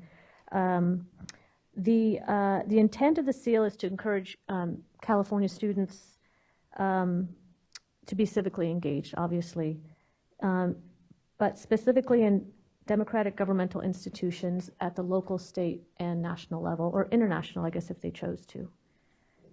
And students receiving the seal must demonstrate excellence in the understanding of our Constitution for the U.S. as well as the California Constitution and our democratic system of government. And the legislation also said in developing the seal, the state superintendent would incorporate the 6 proven practices for effective civic learning. And those just briefly are instruction in government, history, economics, basically history, social science courses, discussion of current events, service learning experiences, extracurricular activities, student participation in school governance, and simulations of democratic processes. And additionally, in order to build the criteria, the superintendent was asked to consult a diverse group of teachers, and it was specifically current history, social science teachers in secondary schools. Additionally, you can see some more of the legislative criteria were successful completion of the history, government, and civics courses that are usually in the history, social science realm, voluntary participation in community service or extracurricular activities, and then other related requirements deemed appropriate. So you'll see probably criteria 5 reflects that the most. And then additional considerations were really that number 1 is pretty strong, provide all pupils with the opportunity to earn the seal. And when I met with this group or just introduced this idea to the group about a year ago, that came through and I sat with the subcommittee. That's kind of the reason that I was invited to come sit with you for a subcommittee meeting. It should also recognize outstanding achievement, and the way the legislation is written, it's not meant to be reflective of grades that are given, measured for other reasons. I kind of take that as like an AP, you're getting college credit. So we're not going to look at AP scores for this because you're already getting, credit for that in another way. And then some sort of benefit after the secondary school. And that one was reflected quite late in our criteria in that it was suggested that juniors would be targeted to earn the seal so that they could use that to actually write their college applications or to get a job post high school. So now that I've explained the statutory requirements, we can talk about the process. So the first one was to recruit a advisory group, and that advisory group was recruited and met in November 2018 via a video chat that was co-hosted by Los Angeles County Office, Sac County Office of Education, and Ventura. So we had many teachers involved throughout the state, and they gave us some pretty solid feedback on that they wanted this to be rigorous. And then after we had the first draft, we put it out for public comment in March of this year for about 3 weeks. And much of that comment, again, was that it should be around student advocacy, not necessarily grades. And while it was also out for comment, I convened a group of consultants in the building that were from special ed, from foster youth,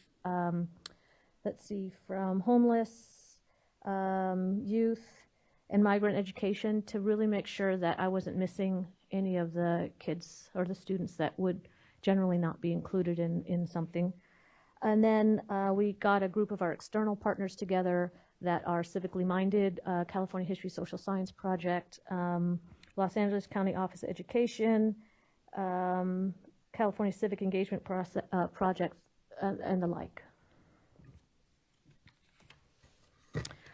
So we can look at the criteria as they were presented in July to the board. And I'm assuming that most of you got a copy prior. I don't need to read them to you. So what I'll do is I just want to stress that this is a voluntary program and that districts that choose to award students the seal as the way they're written now have broad flexibility to kind of take in local consideration. And the recommended criteria and guidance is designed to assist schools and districts to develop local policy around their own requirements for students to earn the seal. Question. Earning the seal, do they get it in their junior year or do they have to wait until the end of their? Yeah, so that it was so just as they're written right now, it doesn't say junior year, sophomore year, any year. It's just the criteria to meet. But in our guidance in the document, it's recommended that they might an LEA might consider making the opportunities for juniors to complete it so that they have the seal. Again, because it's local control, we're not saying when you have to do it. The legislation says high school, but we tried to make them as inclusive and malleable as possible to let the LEA decide when they. Theoretically, I guess a freshman could earn it if they did something in their in one of their courses their first year. Did that answer the question? Yeah. Okay.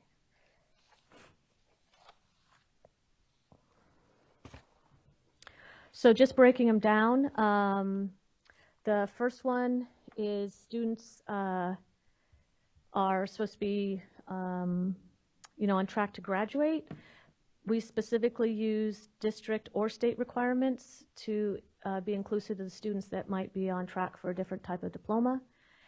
We also want to make sure that districts or schools consider looking at improvement, because sometimes freshmen kind of don't have it straight and narrow and they fix themselves before the end of their high school career. So we want to make sure, especially the students that face the most challenges, sometimes can turn it around and should be given the opportunity to earn it by improvement.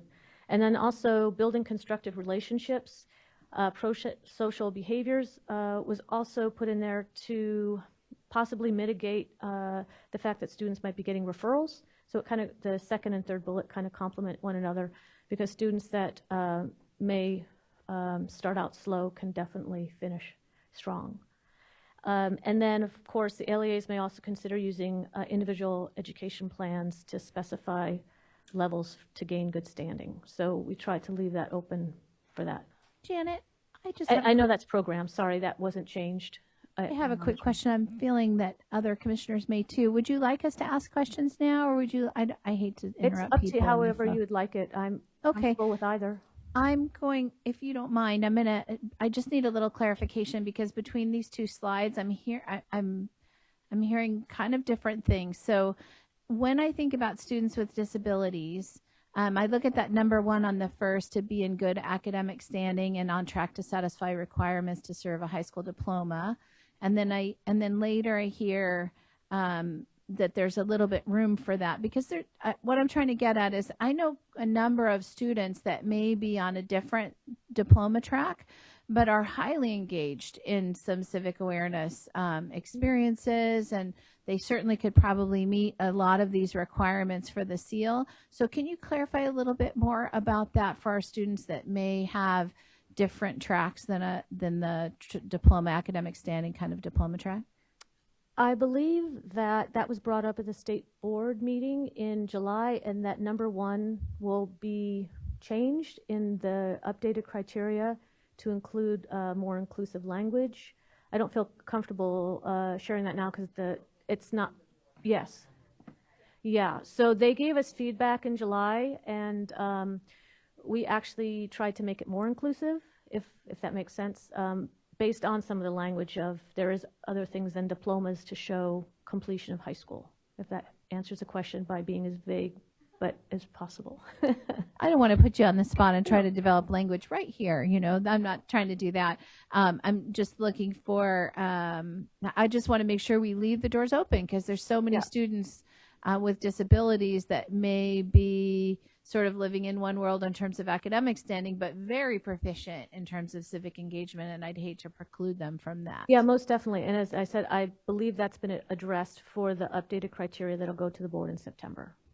Yeah. And that'll be in when they post the agenda, you'll be able to see the updated criteria. Any other questions from commissioners? On the first criteria? Okay, thank you. Yeah, no problem. So criteria number 2 then, students must complete grade level high school course requirements in the U.S. history and U.S. government with a passing grade, and LEAs may determine with their board policy the definition of passing grade. We tried to avoid putting a grade here on purpose, and giving them the ability to be flexible about what that might look like. And also, if there's any other ways to fulfill it through an exam or through the seal, if they felt the kids or the students met the requirements through the seal, then they would obviously pass their American government and history class. And again, that's where we hinted that maybe 11th grade would be a great place, but generally in California, you haven't taken American government till your senior year. So we're not sure what that would look like, but that would be an LEA consideration. For number 3, it's participation in informed civic engagement activities.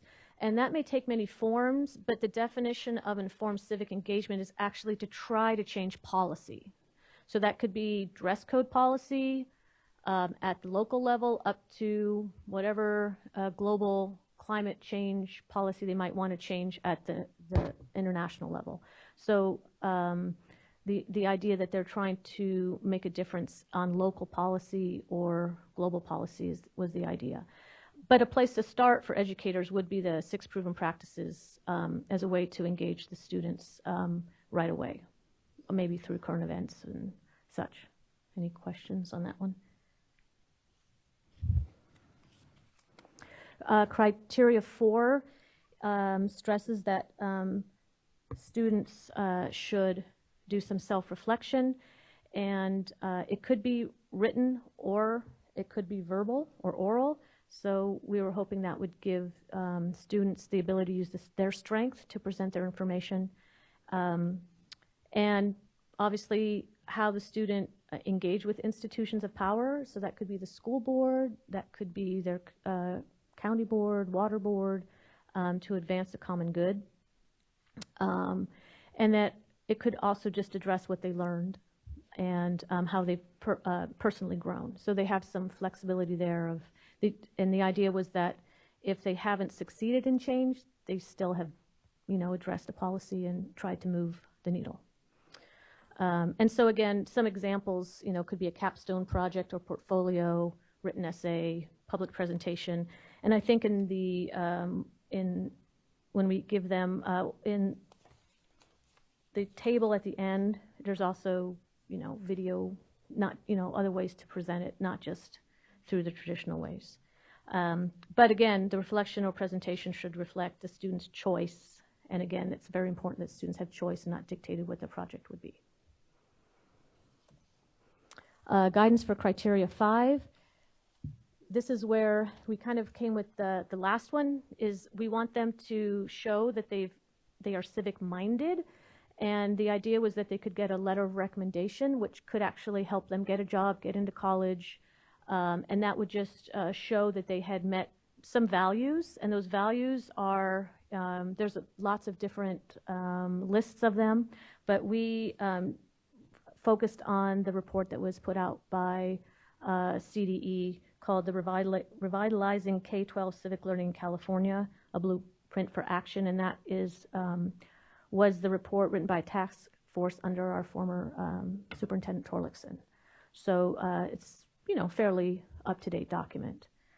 So some of them obviously could be valuing differences, speaking, engage with others with respect and civility. And as I heard the previous speaker, there's a lot of overlap with SEL in what civic-mindedness is. And then there is a table in, I think, page 9 or 10 that does show civic engagement project ideas for grades 9-12. These are just ideas. They're not have-tos. There's also resources for kindergarten K-12. A lot of the comment was there need to be pathways because students don't just become civically minded in 9th grade. They need some help getting there K-8. So part of our implementation idea is to find resources to help schools K-8 get their students ready for civic engagement in the high school. And we are coordinating with civic groups and our partners in the field for that. So our next steps. During the state board meeting in July, they did like the inclusiveness and inspirationalness of the criteria. However, there was a question whether or not they could be made measurable to be put on the college and career indicator. So we have a memo going to the board in August showing them what the criteria might look like if we made them measurable. And that would be similar to the seal of biliteracy, that they're very measurable. But that's just a memo of information. In September, we're actually taking the updated criteria back with what they recommended and asking them if that's what they wanted so that they could actually approve it and we can start moving forward. And so the inclusivity of the criteria was addressed, as in criteria 1, to change a little language to include students that aren't necessarily going for a standard diploma. And then access for all students, meaning all rural, urban, rich, poor, you know, the whole gamut, not just kids at schools that are highly functioning. And then highlight interdisciplinary aspects. So it's not just history, social science, although the mention of the history courses and the government courses are specific in the legislation. We're hoping that other disciplines would see how they could use this, maybe, as I mentioned before, science and global warming or something like that. So there is additional information. The CDE State Seal of Civic Engagement webpage is updated at that address, which includes more information on the 6 proven practices, the report I mentioned, the Revitalizing K-12 Civic Learning, and then our updated timeline for development of activities. And that's it. So I guess I'm ready for more questions if you have any. Do we have any questions from commissioners? Steve? Do we have any like models that's going on in any of our school districts that are setting this up? Did we do any prototype in that way, or? Well, there's 2 examples I can speak to. Is the Sacramento County Office of Education. Oh, really? A few years ago, wait, hold for it. Sorry. A few years ago, had an Action Civics Consortium, which had teachers spending weekends and being coached on implementing civics instruction in their classroom. That's been revised, and I believe there's funds that are because of the state seal, obviously, and the history social science framework, which emphasizes citizenship. They're revitalizing that, so there's going to be some work around that. And then Los Angeles County Office of Education actually runs democracy schools, which are vibrant programs which have the kids doing things just like the state seal. So quite frankly, as soon as the seal's operationalized, there's probably many kids in the LA region in those schools that will automatically qualify for it. So there are some good examples. So if I'm reading this correctly, it's possible that nothing will go into effect until January 31st, 2021? That is the statutory deadline for the state board to adopt the criteria. So if in September they want us to revise them again, we'd probably go back a few months later with a revised. Okay. So yes, there is more time. We're hoping that they happen before that, obviously. Thank you. Yeah. Any other questions, comments from commissioners? No, I think we have a public comment.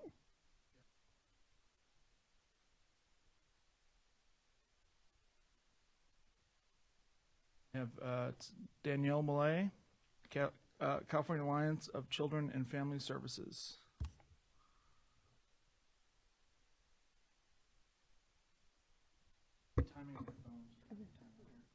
Good afternoon. This is Danielle Molay with the California Alliance of Child and Family Services. We represent foster care and children's mental health providers, including community-based organizations that provide Medi-Cal-based specialty mental health services and residential treatment for students with serious emotional disturbance. I just wanted to give you guys a few updates on things that our membership has been working on and will be doing over the fall. One project that we've been working on is a proposal of some outcomes that we believe should be tracked for students with serious emotional disturbance who are in non-public schools or residential treatment centers. I wanted to announce that we are going to be holding 2 forums, one in Northern California and one in Southern California, on special education mental health services, particularly drawing down Medi-Cal. So we will be talking about how to partner with community-based organizations for Medi-Cal-based services for students who need mental health services. And then we are also going to be holding a provider outreach fair for California-based residential programs for students in special education. We are looking for partners. We do not have a date for that yet, but we are looking for partners if anyone is interested in working with us on that project. And we'll be doing a second printing of our guide to special education mental health services and California providers. Thanks. I'm so glad I didn't see you leave. I wanted to thank you so much for your presentation on the civic engagement. As a mom who threw parties for both of my daughters when they could vote, this is a subject that's very near and dear to my heart. And as a native Californian, I'm so proud that my state is taking some leadership on making sure that we are creating some informed and engaged voters and citizens. I think it couldn't be more important to do that for our democracy. So thank you so much for the work that you're doing and applying it to our students in our schools. And I look forward to what you present to the board in September. I'll be following this. I think this is a really great effort. So thank you so much. Any other comments from commissioners on that topic? Okay, I think, Matt, correct me if I'm wrong. Have we reached? We've reached the end. We have reached the bottom of our agenda. So thank you for tolerating my first 2 days as your chair.